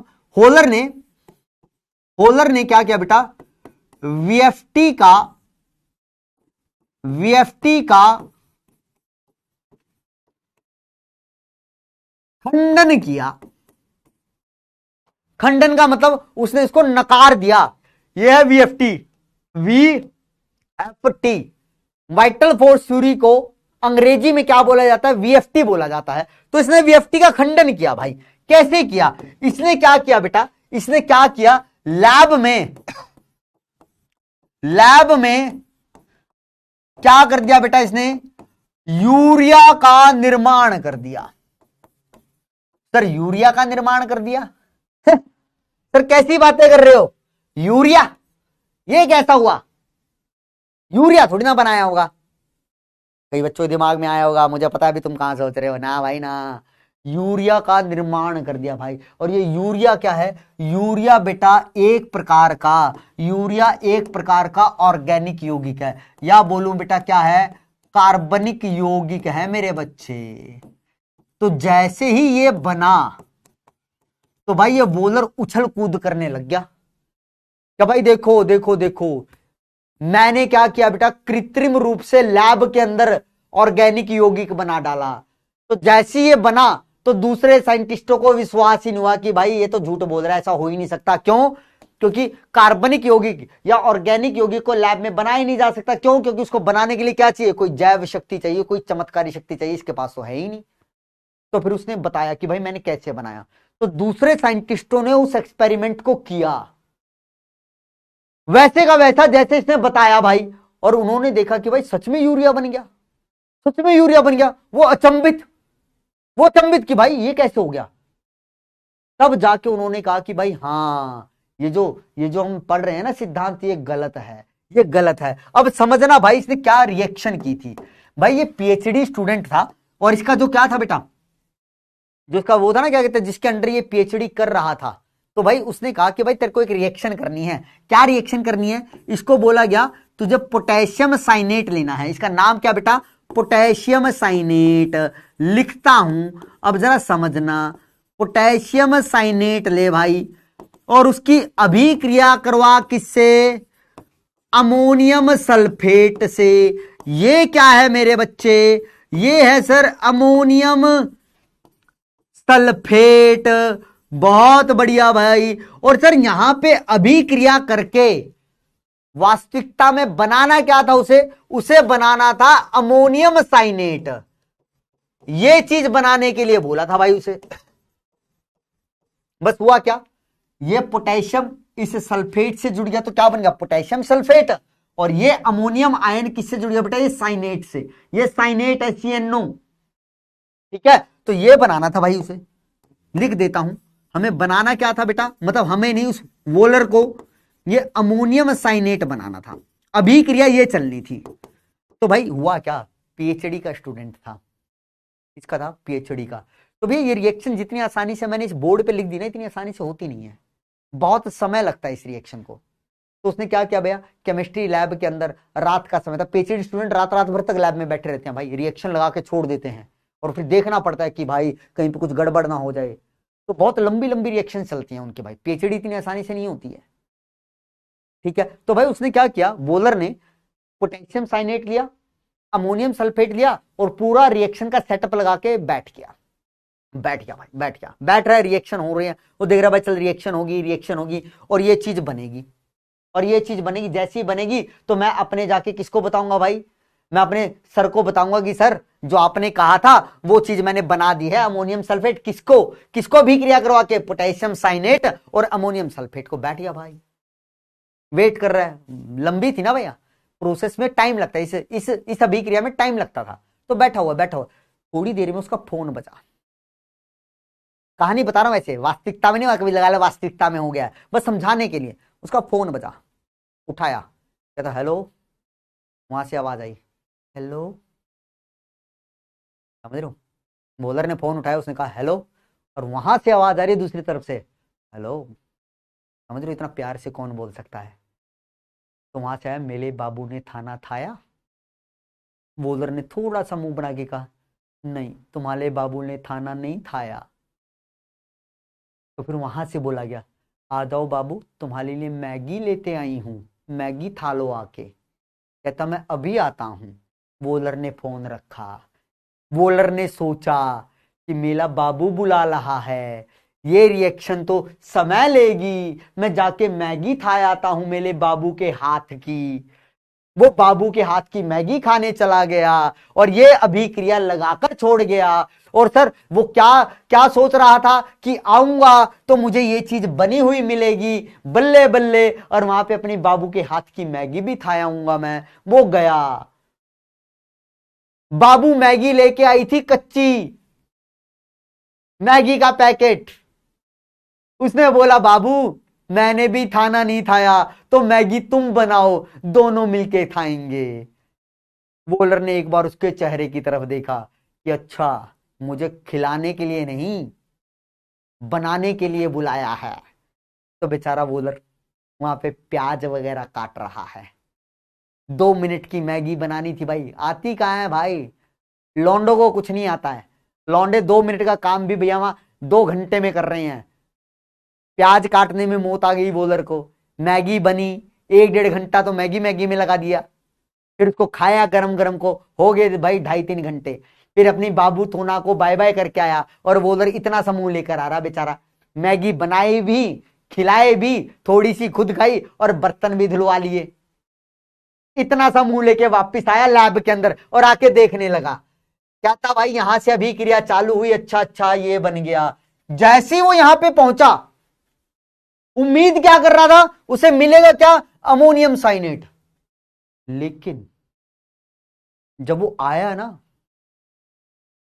वो भुचक्का रह गया भाई, हैरान हो गया। क्यों, क्योंकि ये चीज बनी ही नहीं, इसकी जगह क्या बन गया, ये बना हुआ मिला उसे। तो एक बार तो उसको यकीन नहीं हुआ कि ये क्या हो गया, कि मेरी बाबू, मेरी सोना बाबू इतनी ज्यादा लकी है मेरे लिए कि उसने मुझे मैगी बनाने के लिए बुलाया था, और यहां पे जो चीज बननी चाहिए थी वो नहीं बनी, वो बन गई जिसे आज तक ये लोग कहते आ रहे हैं कि तुम लैब में बना नहीं सकते। तो उसे यकीन नहीं हुआ भाई। एक बार तो उसने दोबारा वो अभिक्रिया लगाई, अपने सर को नहीं बताया, क्योंकि भाई कंफर्म तो करना पड़ता है ना, एकदम से तुम्हें ऐसी कोई चीज मिल जाए जिसकी तुम्हें उम्मीद ही नहीं थी, तो तुम कंफर्म करोगे ना कि भाई चूटी काट, कहीं सपना तो नहीं देख रहा, कहीं सपना तो नहीं देख रहा हूं मैं, चूटी काट। चूटी काटने के लिए कोई था नहीं, तो उसने दोबारा अभिक्रिया की, फिर से रात भर बैठा। उसने फिर से क्या देखा भाई, कि ये चीज बन तो रही है, लेकिन अगर इसको मैं थोड़ी देर के लिए छोड़ दूं, ऐसे ही इसको ना छेड़ूं, तो ये किस में बदल जाता है मेरे बच्चे, ये बदल जाता है मेरा यूरिया में। ये NH2CONH2 में बदल गया। ये बेटा क्या है, मेरा यूरिया का फॉर्मूला है। अब तुम कहोगे कि सर ये क्या हुआ, बेटा बनती यही चीज है यहां पे, लेकिन ये बदल जाती है किसमें, इस यूरिया में। जब उसे पक्का हो गया कि भाई हां यहां पे यूरिया ही बना है, तो भागा भागा अपने मास्टर के पास गया। तो सर बात सुनो, VFT ना एकदम गलत है। कहता कौन सी BFT, बोला सर वही वाइटल फोर्स थ्योरी, जैव शक्ति सिद्धांत। बोला काहे गलत है, बोला मेरे साथ चलो। वो लैब में पकड़ के लेके आया भाई अपने मास्टर को। सर ये देखो ये क्या बन गया। कहता क्या बन गया? उसका मास्टर उसको हल्के में ले रहा, हल्के में ले रहा भाई। कहता क्या बन गया? कहता सर देख तो लो। जब उसके मास्टर ने ध्यान से देखा तो भाई वो भी कूद पड़ा। तो भाई तू तो भाई बॉलर के सामने हाथ जोड़ के खड़ गया। भाई कहता तुझ में तो भैया अलौकिक शक्तियां हैं, तू तो भाई किसी चमत्कारी बाबा है भाई, तू तो कहते चमत्कारी है भाई, तू चमत्कारी इंसान है, तुझ में ऐसी शक्तियां कि तूने क्या बना दिया, एक ऑर्गेनिक यौगिक बना दिया। तो कहता कि अरे सर कैसी बातें कर रहे हो, मुझ में कोई शक्ति नहीं है। फिर उसने सारी चीज बताई, सारी घटनाएं बताई कि सर ऐसे ऐसे हुआ था, मेरी सहेली का फोन आ गया था तो मैं वहां पे चला गया। अब ये तो बताया नहीं मैंने मैगी बनाई, बोले सर वो मेरे लिए मैगी बना के लेके आई थी, दिखाना भी तो था ना कि सर मेरे लिए मैगी लेके आई थी। अगर ये कहता कि सर उसके लिए मैगी बना के इसको खिला के, तो बेइज्जती होती ना बेचारे की। कहता सर वो मेरे लिए मैगी लेके आई थी, मैंने रात भर कुछ नहीं खाया था, तो पहले मैंने मैगी खाई, जब मैगी खा के आकर ये यहाँ पे ये देखा तो मुझे सर अमोनियम साइनेट की जगह यूरिया मिला। तो कहता भाई ये कुछ गड़बड़ तो नहीं कर दी तूने, कुछ और तो मैं बोला नहीं सर, मैंने दोबारा फिर से अभिक्रिया करके देखी तो ये चीज फिर से मिल गई मुझे। तो भैया वहां से कंफर्म हो गया। फिर भाई ये बॉलर था भाई, ये बॉलर था जिसने भैया क्या किया था बेटा, लैब के अंदर सबसे पहला ऑर्गेनिक यौगिक बनाया था। अब तुमसे ये पूछ लिया जाए कभी कि बताओ भाई पहला ऑर्गेनिक मतलब कार्बनिक, ऑर्गेनिक का मतलब समझ आया, ऑर्गेनिक यौगिक कौन सा था भाई? तो भाई उसके सामने क्या बोलना कि सर पहला ऑर्गेनिक यौगिक था यूरिया। किसने बनाया था? सर होलर ने बनाया था, होलर ने बनाया था। ठीक है सर, सर ये तो इसने काम किया ही, एक और साइंटिस्ट था जो कहीं पे कुछ अभिक्रिया कर रहा था, ठीक है, फिर उसने क्या बना दिया, दूसरा ऑर्गेनिक यौगिक बनाया। कौन भाई साहब थे, कौन सा बनाया था सर? सर उसने बनाया था एसिटिक एसिड। एसिटिक अम्ल पढ़ते हो ना, CH3COOH। तो भाई ये साइंटिस्ट कौन था सर? उसका नाम था सर कॉल्ब। कॉल्ब नाम का साइंटिस्ट था जिसने बेटा लैब के अंदर क्या बना दिया था, एसिटिक एसिड बना दिया था। तो ये दूसरा ऑर्गेनिक यौगिक था। तो मतलब देख रहे हो, एक बार बनना चीजें चालू हुई थी, फिर उसके बाद बहुत सारे ऑर्गेनिक यौगिक लैब में बने। तो जैसी वो बने ना, तो फिर तो भैया इस VFT को कहा भैया इसको बस्ते में डालो, किसने ये दी थी, और इसको साइड में करो। चलो भाई ये तीसरा भी याद रखना मेरे बच्चे, ये तीसरा भी याद रखिएगा कि जो तीसरा है कौन सा सर? सर तीसरा ऑर्गेनिक यौगिक था, वो कौन सा था सर? वो था हमारे पास CH4। एसिटिक एसिड का फॉर्मूला लिख देता हूं भाई, कुछ बच्चे कहेंगे सर लिख दो, ज्यादा कंजूस मत बनो। ये था भाई CH3COH। ये है कौन सा? ये है सर मीथेन। इसका नाम तो पता होगा ना भाई, ये है मीथेन। ये किसने बनाया था? ये बनाया था भाई एक साइंटिस्ट ने जिसका नाम था बर्थोलेट। अब तुम सोचोगे कि सर ये साइंटिस्टों के नाम याद करने के, ना भाई ना ना ना ना ना ना, बिल्कुल नहीं करने हैं, बिल्कुल नहीं करने हैं। बस तुम्हें ये लिखवा दिए गए हैं, इनको याद करने की चेष्टा मत करना। वैसे भी अगर 2-3 बार पढ़ोगे ना दिमाग में सेट हो जाएंगी, लेकिन इसके ऊपर तुम बैठो और सोचो इस पे सवाल आएगा ना, कतई नहीं आएगा। ये तो बस होता ना कि थोड़ा सा इंटरेस्ट बनाने के लिए चीजों को, ये थोड़ा सा इसलिए बता दी गई है। यहां से कोई सवाल नहीं आने वाला भाई, ना स्कूल में ना नीट में। तो इसको फालतू में याद करने मत बैठ जाना कि सर हमें तो आपने पहला ऑर्गेनिक यौगिक भी याद करवा दिया था, दूसरा भी तीसरा भी, सर उसमें से सवाल ही नहीं आया। नहीं आएगा भाई, नहीं आएगा। ठीक है, अब आगे की कहानी, अब आगे की कहानी, ठीक है। अब इसके इर्द गिर्द घूम रहा हूं कि भैया पहला ऑर्गेनिक यौगिक कौन सा था? यूरिया था। ठीक है, जैसे ये यूरिया बना, सुनना मेरे बात को बेटा, यूरिया का निर्माण जैसे ही हुआ बेटा, यूरिया का निर्माण होते ही ना दो बातें साइंटिस्टों को समझ में आ गई। कौन सी दो बातें समझ में आई सर? जरा हमें भी तो समझाना। पहली चीज तो उसको यह समझ में आई साइंटिस्टों को कि VFT गलत है। या फिर सीधा सीधा कहूं, ऑर्गेनिक यौगिकों को लैब में बनाया जा सकता है, ऐसे लिखो, ये ज्यादा सही है। पहली बात तो समझ में आई क्या बेटा? पहली बात तो ये समझ में आई सर साइंटिस्टों को कि जो ऑर्गेनिक यौगिक है ना, ऑर्गेनिक यौगिकों को लैब में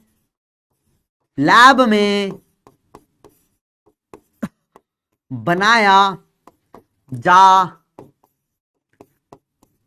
सकता है।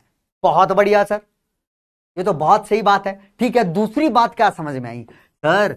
दूसरी बात को ना समझने के लिए हमें थोड़ा सा भी वेट करना पड़ेगा, लेकिन मैं लिखवा रहा हूं। क्या समझ में आई? कि सर साम्य व्यवता होती है। साम्य व्यवता मतलब आइसोमेरिज्म होती है, ये भी हमें पता चला। साम्य व्यवता होती है। कैसे पता चला सर साम्य व्यवता होगी यूरिया के निर्माण से? तो वो तुम्हें आगे चल के समझ में आएगा मेरे बच्चे। इस पॉइंट को समझने के लिए ना तुम्हें थोड़ा सा इंतजार करना पड़ेगा। क्यों करना पड़ेगा? क्योंकि सर हमारे एक टॉपिक आएगा साम्य व्यवता, हमारे पास एक टॉपिक आएगा सर साम्य व्यवता। ठीक है, तो जब ये टॉपिक आएगा ना तो सर उस टाइम आप हमें समझाओगे साम्य व्यवता होती क्या है, उसको परिभाषित करोगे, तब जाके हम ये चीज यहां पे हम रिलेट कर लेंगे सर। या आप हमें एक बार बता दिएगा कि ऐसी कोई बात आपने पहले लेक्चर में बोली थी तो वो इसलिए बोली थी। तो उसको बेटा समझने के लिए तुम्हें थोड़ा सा भी वेट करना पड़ेगा। लेकिन ये दो बातें उन्हें क्लियर हो गई थी। पहली तो क्या सर, वीएफटी गलत है भाई। जो वीएफटी कहती है कि ऑर्गेनिक यौगिकों को लैब में नहीं बना सकता तो ये गलत है भाई। यहाँ तो पहले से क्या दूसरा भी बन गया, तीसरा, इसके बाद तो झड़ियां लग गई थी, झड़ियां ही लग गई थी भाई। ठीक है, लेकिन यूरिया बनते ये बात समझ में आ गई थी भाई हमें। कौन सी सर? दो बातें, कि लैब में बना सकते हैं और दूसरा साम्य व्यवता होती है। जल्दी बताओ, क्या इतनी बातें क्लियर हुई मेरे बच्चों तुम्हें? क्या इतनी बातें क्लियर हुई मेरे बेटा तुम्हें? नहीं बेटा, वीडियो कॉल अभी नहीं, अभी नहीं मेरे बच्चे, वीडियो कॉल अभी नहीं। क्लियर है मेरे बच्चों? बहुत बढ़िया, बहुत बढ़िया भैया, बहुत बढ़िया, शानदार, बहुत सही, बहुत सही, बहुत सही भाई, बहुत सही। मजा आ गया, मजा आ गया। इसी जोश और खरोश के साथ पढ़ते रहो भैया, इसी जोश के साथ पढ़ते रहो, इसी जोश के साथ पढ़ते रहो, तुम्हें मजा आ जाएगा, तुम्हें भाई मजा आ जाएगा। ठीक है, ठीक है सर, बहुत सही बेटा, बहुत सही। ठीक है, मैं फिर कह रहा हूं बेटा, आज तो बड़ा बेसिक सा बता रहा हूं तुम्हें। इसका मतलब इसका कोई लेना देना, यहाँ से कोई सवाल नहीं आएगा तुम्हें, ऐसे कोई सवाल नहीं आएगा, लेकिन ये चीजें तुम्हारे दिमाग में होंगी तो ये तुम्हें कहीं ना कहीं चीजों को रिलेट करने में, संबंध बिठाने में ना तुम्हें सहायता करेंगे। अच्छा, यहाँ से कहानी चालू हुई थी। ठीक है, ठीक है, बहुत बढ़िया बेटा जी, बहुत बढ़िया। अब जरा शांत होइएगा, अब जरा शांत होइएगा। अब यहाँ पे जो काम करवाने वाला हूं, मैं उम्मीद कर रहा हूं बेटा वो आप आईओसी में पढ़ के आए होगे। नहीं आए होगे तो कोई बात नहीं भाई, मैं यहाँ बताऊंगा। ठीक है, अब यहाँ पे बेटा हम करने क्या वाले हैं? हम यहाँ पे करने क्या वाले हैं? हम करने वाले हैं बेटा, या सीधा सीधा लिखो बेटा,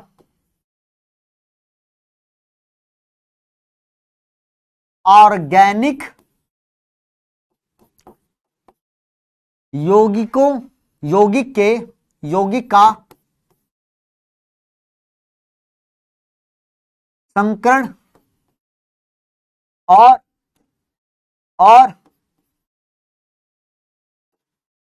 बंद कोण के बारे में अब हम पढ़ेंगे कि सर ऑर्गेनिक यौगिक जो होते हैं उसमें संकर्ण और बंद कोण को हम किस प्रकार से देखेंगे, कैसे पता लगाएंगे। ठीक है, अब जरा एक बात समझिएगा बेटा, मैंने अभी अभी थोड़ी देर पहले आपको ये कहा, सुनना जरा बात को, आप लोगों को ये कहा मेरे बच्चे कि भैया जो कार्बन है ना वो चतुष्क संयोजकता दर्शाता, मतलब टेट्रावैलेंसी दर्शाता है। मतलब एक कार्बन अधिकतम सिर्फ 4 बॉन्ड बना सकता है। कितने बना सकता है बेटा? 4 बॉन्ड बना सकता है। तो उसके लिए बेटा मैंने तुम्हें ये लिखा, देखो उसके लिए बेटा मैंने आप लोगों को एक चीज लिखी। क्या लिखी सर? कार्बन 4 बॉन्ड कैसे बनाता? मान लो कार्बन है बेटा, 4 बॉन्ड बना लिए बेटा, चारों सिग्मा बॉन्ड है भाई। ये मान लो एक इधर कोई चीज जुड़ी हुई है कार्बन से सिग्मा बॉन्ड के हवाले से, यहां से कोई सिग्मा बॉन्ड से जुड़ा हुआ है इस कार्बन से, फिर सिग्मा फिर सिग्मा। ठीक है, एक तो ये तरीका बेटा 4 बॉन्ड बनाने का। दूसरा क्या है सर कार्बन क्या करे, एक डबल बॉन्ड बना ले और एक दो क्या बना ले, सिग्मा बॉन्ड बना ले।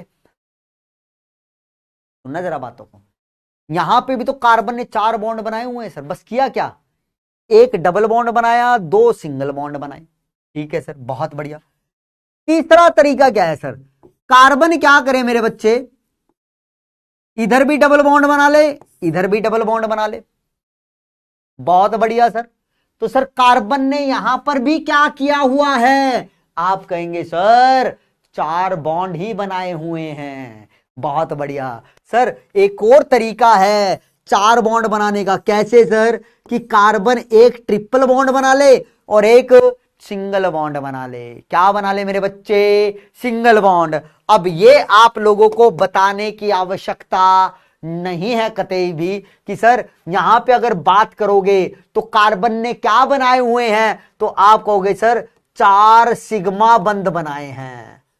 बेटा ये सारे के सारे क्या हैं, चारों सिग्मा बंध हैं।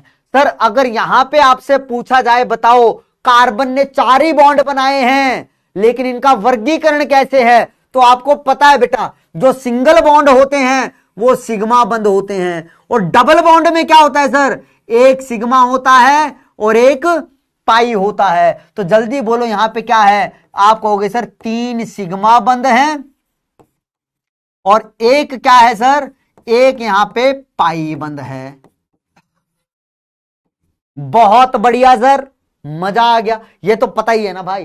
सर यहां पे क्या हालात हैं, सर 4 बॉन्ड तो यहां पे भी हैं लेकिन सर डबल बॉन्ड के अंदर आप इन्हें बताया एक सिग्मा होता है एक पाई। तो मान लिया भाई ये दोनों ऊपर वाले सिग्मा है, ये दोनों नीचे वाले पाई हैं। अब ये मत कहना कि सर नीचे वाले ही पाई क्यों लिए, ऊपर वाले ले लेते, भाई तुम्हारी मर्जी है।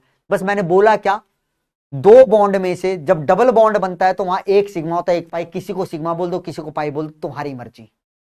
तुम इसको पाई बोलो इसको सिग्मा बोलो, ऊपर वाले को यहां सिग्मा बोल दो नीचे वाले को पाई, चाहे तुम उल्टा कर दो कैसे करो तुम्हारी। ठीक है, तो यहां पे क्या हुआ सर, यहां पे हैं 2 सिग्मा बंध, ठीक है, और 2 क्या है मेरे बच्चे, पाई बंध है। ठीक है सर, यहां पे आ जाओ। सर यहां का भी अभी हमें पता है सर, जो ये सिंगल बॉन्ड दिख रहा है ये तो सिग्मा है। सर ट्रिपल बॉन्ड में क्या कहानी होती है, सर ट्रिपल बॉन्ड में एक सिग्मा होता है और 2 कैसे होते हैं बेटा, पाई बंध। तो सर यहां टोटल कितने हुए, तो आप कहोगे सर यहां 2 सिग्मा बंध हैं और 2 पाई बंध है। जल्दी से बताओ मेरे बच्चे, इतनी बात तो आपको पता थी ना, फिर इससे आगे की कहानी समझाता हूं। इतना तो सबको पता था ना बेटा कि ये चारों सिंगल बॉन्ड क्या कहलाएंगे, सिग्मा। जहां डबल होता है वहां एक सिग्मा एक पाई होता है, जहां पे बेटा ट्रिपल होता है वहां एक सिग्मा और 2 पाई होते हैं। इतनी बात तो क्लियर है ना बेटा, ये तो आप सब पढ़ के आए हो भाई, ये तो सब आप पढ़ के आते हो, ये तो आईओसी में भी सिखाया जाता है, ये तो आईओसी में भी सिखाया जाता है। अब आप लोगों के लिए एक सवाल है, अब आप लोगों के लिए एक सवाल है। क्या सवाल है सुनना जरा, ऑप्शन दूंगा भाई। क्वेश्चन क्या है,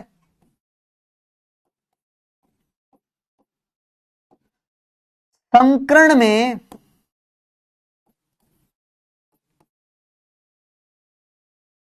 कौन सा बंध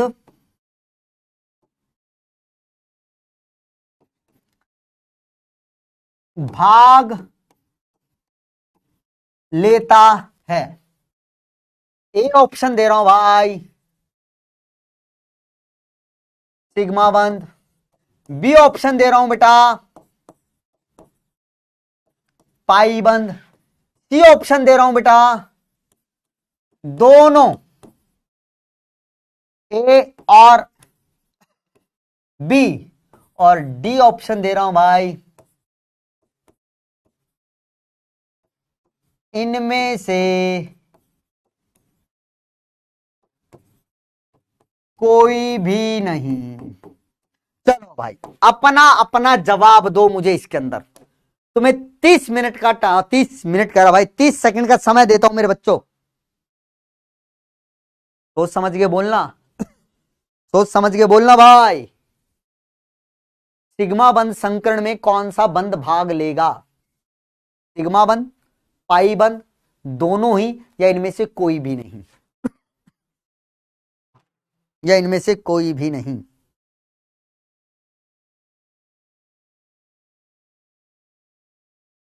तुम्हें मजा आ जाएगा, कॉन्सेप्ट सीखने में तुम्हें मजा आएगा, मैं बता रहा हूं भाई। सिग्मा बंद आंसर है ए। ओके भाई, देखो मैं नींद का इलाज भी बताता हूँ। जो बच्चे कह रहे हैं नींद आती है सर, नींद आती है, नींद आती है, उनकी नींद मैं भगाता हूँ। देखो कैसे भगानी है मैं बताता हूँ, अभी रुको जरा, एक बार ये हो जाए।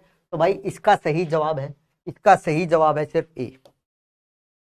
सिर्फ 30% बच्चे ही लगाओ भाई जिन्होंने सही जवाब दिया है, वरना ज्यादातर बच्चे कौन सा दे रहे हैं, सी दे रहे हैं। ज्यादातर बच्चे कौन सा दे रहे हैं मेरे बच्चे, सी दे रहे हैं।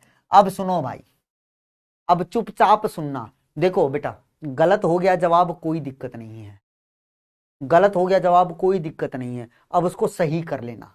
अब ये देखना कि सर एक्सप्लेन कैसे कर रहे हैं कि ये जवाब गलत क्यों है और यही सही क्यों बैठा। अब इसका कारण बताऊंगा तुम्हें, कारण बताऊंगा मेरे बच्चे, कारण। ठीक है, अब सुनना, थोड़ी सी यादें ताजा करता हूं। बेटा तुम्हें संकर्ण निकालना सिखाया होगा मास्टर ने,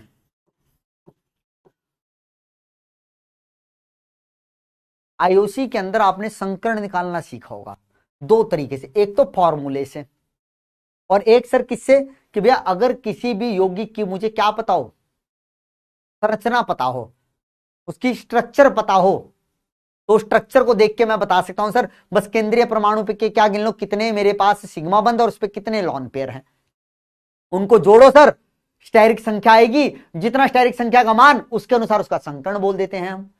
इतना ये पढ़ा होगा। तो संकर्ण निकालने का बेटा तुम्हें दो तरीके बताए गए हैं। संरचना से कैसे निकालते हैं उसके अंदर हम करते हैं सर कि सर जो क्या होता है, केंद्रीय परमाणु है, सुनिएगा जरा,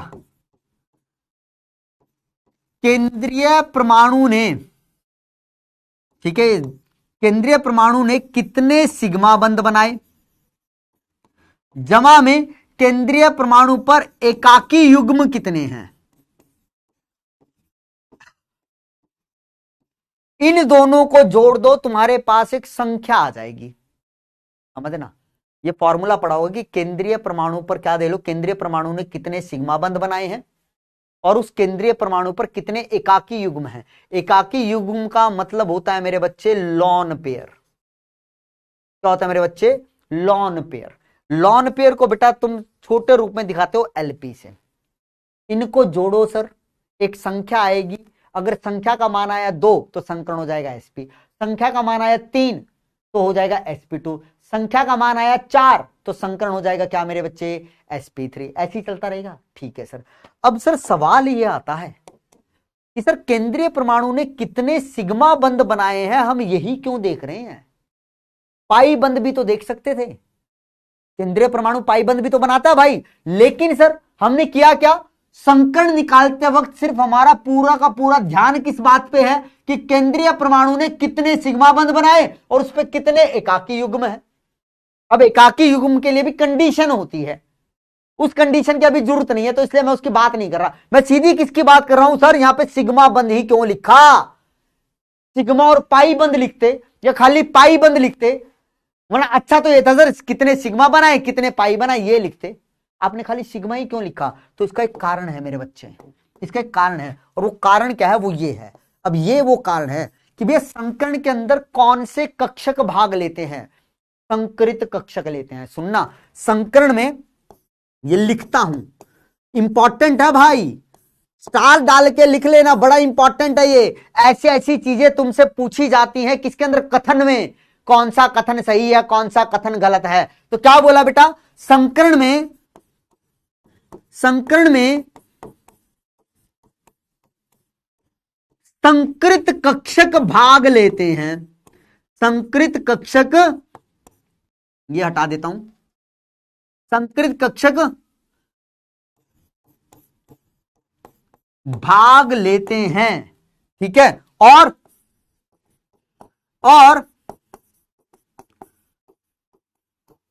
संकृत कक्षक केवल केवल केवल क्या भाई, केवल क्या भाई, केवल सिग्मा बंद बनाते हैं। ये है इंपॉर्टेंट बात। तुमने संकर्ण पढ़ा होगा आईओसी में, तो वहां पे ये चीज बताई जाती है बकायदा कि सर जो संकृत कक्षक होते हैं ना, वही संकर्ण में भाग लेते हैं। और संकृत कक्षक कौन से बंध का निर्माण करते हैं भैया? आप कहोगे सर केवल सिग्मा बंध का। तो पाई बंध कौन बनाता है? तो बेटा पाई बंध बनाते हैं शुद्ध परमाणवीय कक्षक। संकृत कक्षक कभी भी पाई बंध नहीं बनाते। सुन लो और लिख लो, ये बात इंपॉर्टेंट है। संकृत कक्षक हमेशा क्या बनाएंगे बेटा? सिग्मा बंध। अगर मान लो किसी के पास है भैया 4 संकृत कक्षक, अगर चारों संकृत कक्षक बंध बनाने में गए तो क्या बनेंगे? 4 सिग्मा बंध बनेंगे। तो 4 सिग्मा बंध का मतलब कितनी संकर्ण संख्या होगी? 4। 4 का मतलब क्या है सर? sp3। मान लिया भाई किसी के पास 4 संकृत कक्षक थे, लेकिन 4 में से सिर्फ 3 संकृत कक्षकों ने बंध बनाया। तो 3 संकृत कक्षकों ने बंध बनाया मतलब सर, मतलब इन तीनों ने तो सिग्मा बनाया, एक खाली बैठा हुआ है। तो अब हो सकता है उस एक खाली संकृत कक्षक के अंदर जो इलेक्ट्रॉन है ना, वो लॉन पेयर के रूप में उपस्थित है, इसीलिए हम यहां पे लॉन पेयर भी जोड़ लेते हैं। लेकिन सर संकृत कक्षक कभी भी पाई बंध नहीं बनाते, ये हमने माना हुआ है भाई। ये हाइब्रिडाइजेशन वाले टॉपिक में पढ़ के आते हो, इसीलिए हम यहां पे सिर्फ सिग्मा बंध के बारे में ही गिनते हैं। क्या गिनते हैं भाई? सिग्मा बंध के बारे में। क्यों सर? क्योंकि संकर्ण में सर संकृत कक्षक भाग लेते हैं, और संकृत कक्षक कौन से बंध का निर्माण करते हैं सर? सिग्मा बंध का करते हैं हमेशा। तो सर पाई बंध कौन बनाएगा? पाई बंध बनाते हैं शुद्ध परमाणवीय कक्षक। लिख लो, शुद्ध परमाणवीय कक्षक बनाते हैं। संकृत कक्षक अलग चीज है, परमाणवीय कक्षक अलग चीज है। भाई ये तो खिचड़ी है, ऐसा लगा लो। संकृत कक्षक का मतलब क्या है? बहुत सारे कक्षक आपस में खिचड़ी बना लेते हैं सर। एक एस का या 2 पी के आए तो sp2 संकृत कक्षक बन गए, एक एस का या 3 पी के कक्षक आए आपस में मिले sp3 संकृत कक्षक बन गए। तो खिचड़ी बन रही है सर संकृत कक्षक में तो। और सर शुद्ध कक्षक क्या होते हैं? शुद्ध परमाणु कक्षक क्या होते हैं? वो है भैया बासमती चावल, 11-21 चावल होते हैं ना, जीरी आती है भाई। हिंदी मीडियम वाले बच्चे भाई समझोगे, गांव के जीरी आती है ना, जीरी चावल वाले बोलते हैं भाई कौन सी है भाई? 11-21 है। कौन सा भाई? बासमती है। तो वो है भैया शुद्ध। तो परमाणुवीय कक्षक अलग चीज है, संकृत कक्षक अलग चीज है। ठीक है, ठीक है सर, ये बात आपने बड़ी अच्छी बताई। चलो सर अब आगे की कहानी, अब तो हम चीजों को फोड़ देंगे। अब मैंने कहा बताओ, जब कार्बन चतुष्ट संयोजकता दर्शाता है और उसने चारों सिग्मा बंध बना रखे हो, तो 4 सिग्मा बंध का मतलब सर यहां पे संकर्ण क्या होगा? अब संकर्ण की बात कर लेता हूं, अब संकर्ण की बात कर लेता हूं तो मेरे बच्चे आप कहोगे सर 4 सिग्मा बंध का मतलब हो जाएगा संकर्ण हुआ सर sp3। सर यहां पे बोलो इस कार्बन का संकर्ण क्या होगा? तो सर संकर्ण के अंदर देखो किसी भी कार्बन पे कोई लॉन पेयर तो है नहीं सर, तो सिग्मा बंध गिनूंगा संकर्ण निकालने के लिए। तो कितने सिग्मा बंध है सर? 3। तो 3 का मतलब क्या हो जाएगा सर? sp2 संकर्ण होगा अब इस कार्बन का। यहां पे अगर किसी यौगिक के अंदर, किसी कार्बनिक यौगिक के अंदर तुम्हें ऐसा कार्बन दिखाई दे जिसने एक डबल बॉन्ड बना रखा हो और 2 सिंगल बॉन्ड, तो आंख बंद करके क्या बोलो? ये sp2 संकृत है। सर इस कार्बन का संकर्ण बोलो जहां पे एक कार्बन ने क्या बना रखे हो? 2-2 डबल बॉन्ड बना रखे हो और कोई भी लॉन पेयर ना हो, तो उसका संकर्ण क्या होगा? तो आप कहेंगे सर इसका संकर्ण हो जाएगा sp। 2 सिग्मा बंध का मतलब 2 सिग्मा बंध, तो जितना सिग्मा बंध है भैया वही क्या होते हैं? स्टेरिक संख्या। स्टेरिक संख्या जितनी है उसके हिसाब से संकर्ण।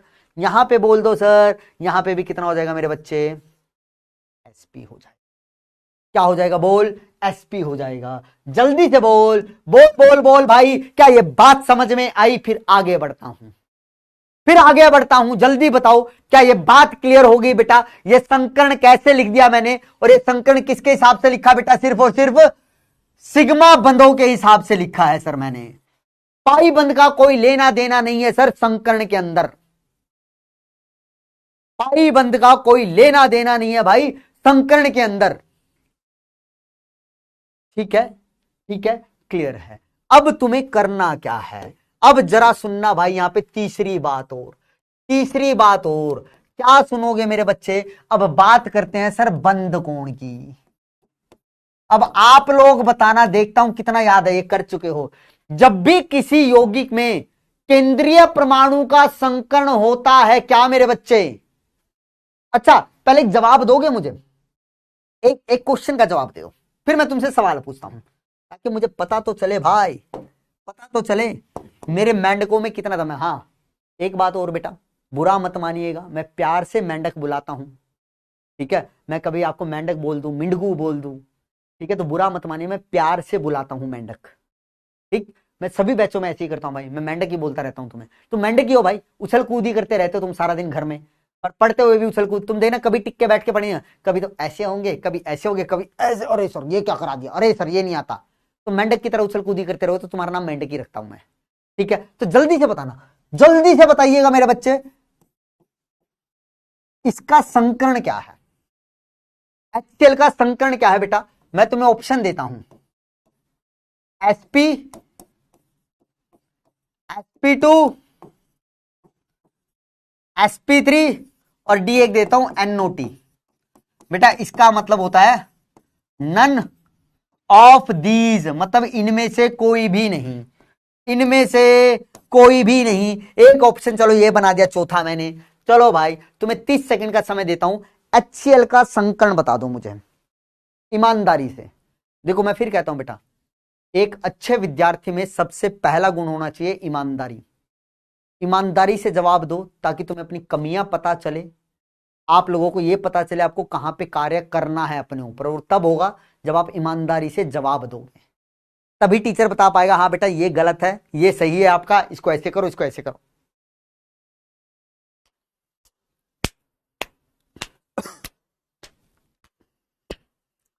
जल्दी से बताना भाई। ए sp3d होगा, वाह। जो ऑप्शन में नहीं है वो बना डाला, जो ऑप्शन में नहीं है वही बना डाला।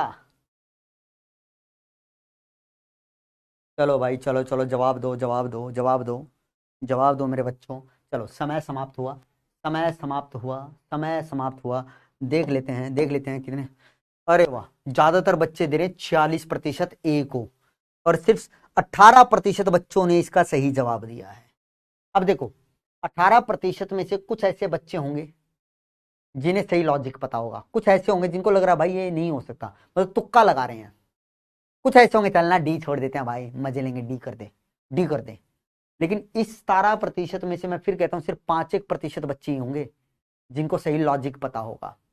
लेकिन ये सोच के देखो कि भैया इतने सारे बच्चों में से सिर्फ यहां पे ही मैं बोल रहा हूं 5% बच्चों को ही लॉजिक पता है, तो अब खुद सोच के देखो वो किस लेवल पे मेहनत कर रहे होंगे। पढ़ाता तुम्हें सेम टीचर है बेटा, लेकिन सिर्फ उन 5% ने क्या दिया, सही जवाब दिया। मैं 17% को नहीं देख रहा, मैं सिर्फ 5% को देख रहा हूं। अब सुनना भाई, एक बात सुनिएगा बेटा, जब भी तुमसे संकर्ण की बात की जाए, मैंने कहा था इसका संकर्ण बताओ, ये बड़ा ट्रिकी क्वेश्चन है भाई, ये बड़ा ट्रिकी क्वेश्चन है भाई। संकर्ण बताओ, तो बेटा संकर्ण का नाम सुनते ही ना तुम्हारे दिमाग में दो बातें तो एकदम छप जानी चाहिए कि हाँ सर संकर्ण तो मतलब ये दो चीजें तो हमें पहले देखनी है। क्या?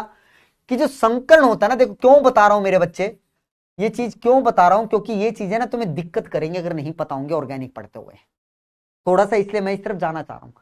संकर्ण बेटा हमेशा किसका निकाला जाता है? क्या है?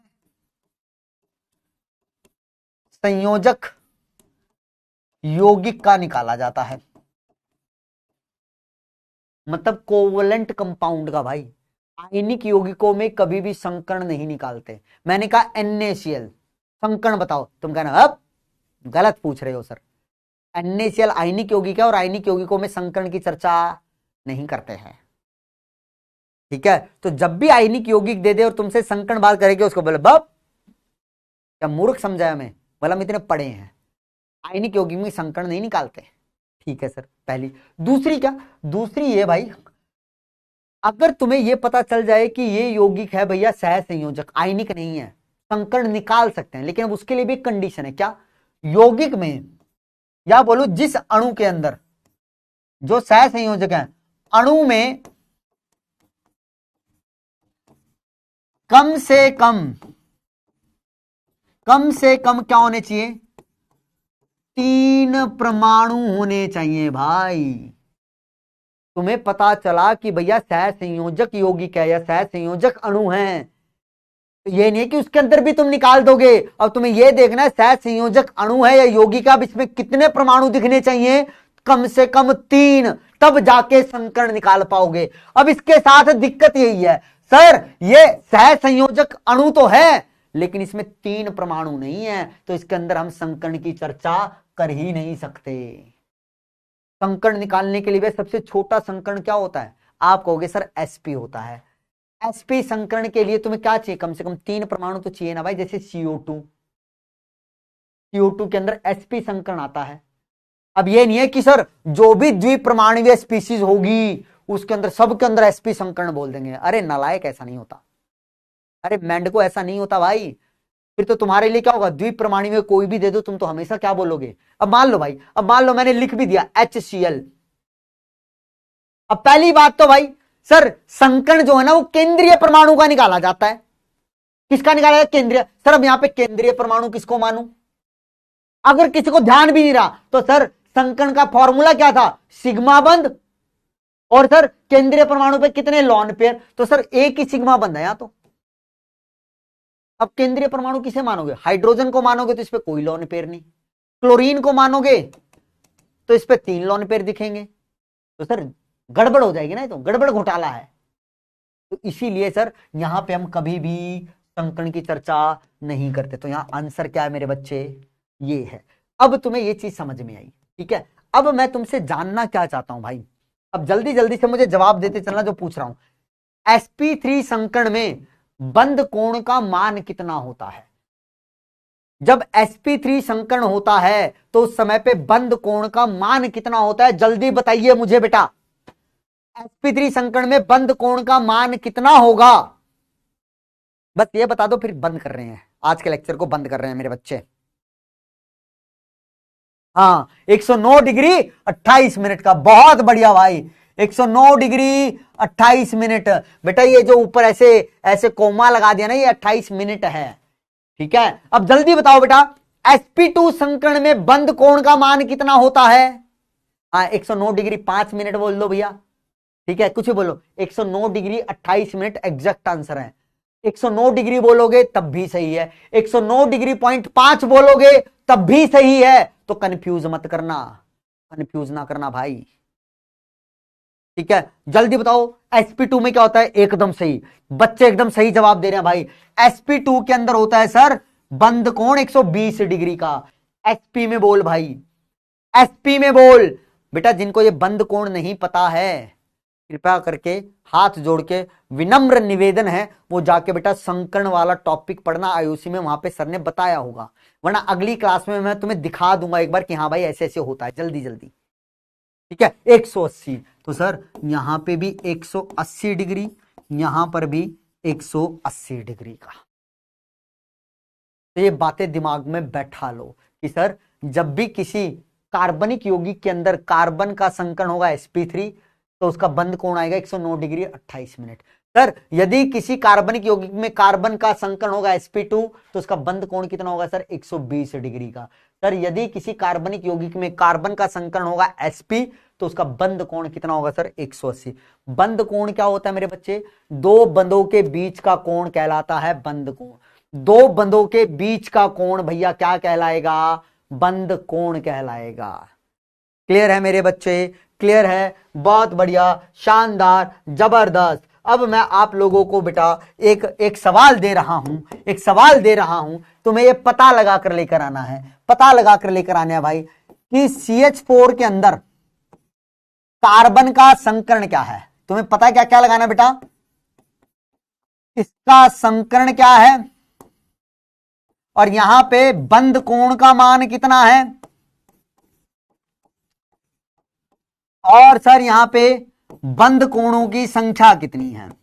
अपने दिमाग से आंसर करना भाई, बंध कोणों की संख्या का मतलब क्या है, जो तुम्हें समझ में आए वैसे हिसाब से आंसर लेकर आना मुझे, ठीक है। फिर नेक्स्ट क्लास में इनको डिस्कस करेंगे। एक तो ये वाला मेरे बच्चे, ठीक है, एक और देता हूं, आकृति ही बना के दे रहा हूं तुम्हें।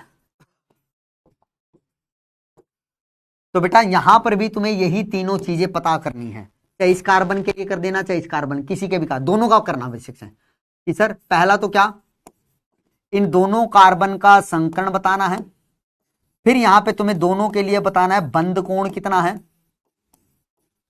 और फिर आपको बताना है बंध कोण की संख्या। क्या बताओगे मेरे बच्चे? बंध कोण की संख्या। ठीक है, एक और देता हूं,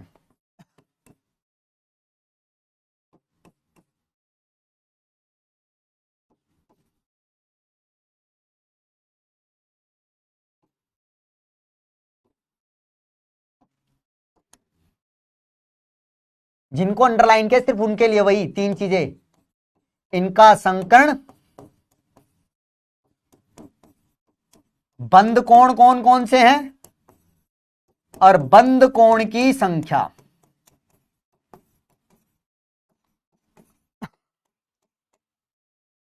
ये सब आप करके लेकर आएंगे मेरे बच्चे। ठीक है, ये 3 सवाल, ये आपका होमवर्क है। ठीक है बेटा, ये आप लोगों का मेरे बच्चे होमवर्क है। मैं फिर कहूंगा बेटा एक बार हाइब्रिडाइजेशन वाला टॉपिक दोबारा से पढ़ लेना, अगर तुम्हें ये चीज नहीं पता चल रही है। वरना देखो मैं बताऊंगा, लेकिन आप पढ़ के आएंगे तो आपको खुद को कॉन्फिडेंस आएगा कि हाँ सर हमें आता था, हमें जल्दी समझ में आया, फिर आगे बढ़ेंगे, फिर हम आगे बढ़ेंगे। ठीक है मेरे बच्चे, ठीक है ठीक है बेटा। अभी कोई डीपीपी नहीं आएगी तुम्हारे पास, पहले 2 लेक्चर में कोई डीपीपी नहीं आएगी, क्योंकि बहुत बेसिक बातें चलेंगी। हाँ, पहले 2 लेक्चर के बाद डीपीपी आना स्टार्ट हो जाएंगी आप लोगों के पास।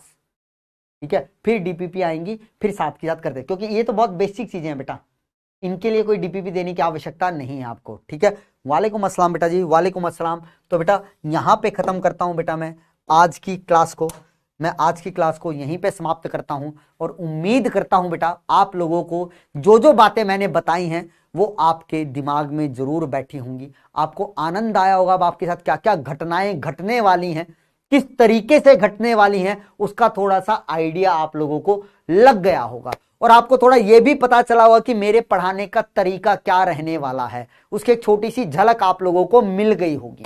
ठीक है, बाकी से बेटा समय के साथ बातचीत करते चलेंगे, आप लोगों को मैं बताता चलूंगा कब कैसे क्या करना है। कोई तकलीफ आती है तो बेटा जरूर बताइएगा, उसका निवारण करेंगे, लेकिन हिम्मत मत हारना। मैं फिर कह रहा हूं, इस उम्र में होता क्या है बेटा, आप हिम्मत हार जाएंगे कि सर नहीं हो रहा है, सर तकलीफ आ गई, सर हमारा बैकलॉग हो गया है। तो बेटा देखो मेहनत तो लगेगी, बिना मेहनत कुछ भी हासिल नहीं होगा। ठीक है, और मेहनत करने का जज्बा सिर्फ तुम्हारे अंदर से निकलेगा। क्लियर है बेटा? तो ठीक है बेटा, बहुत जल्द मिलेंगे एक और लेक्चर के साथ, तब तक के लिए खूब पढ़ो, आगे बढ़ो और मुस्कुराते रहो। Good night, take care, bye bye and love you all.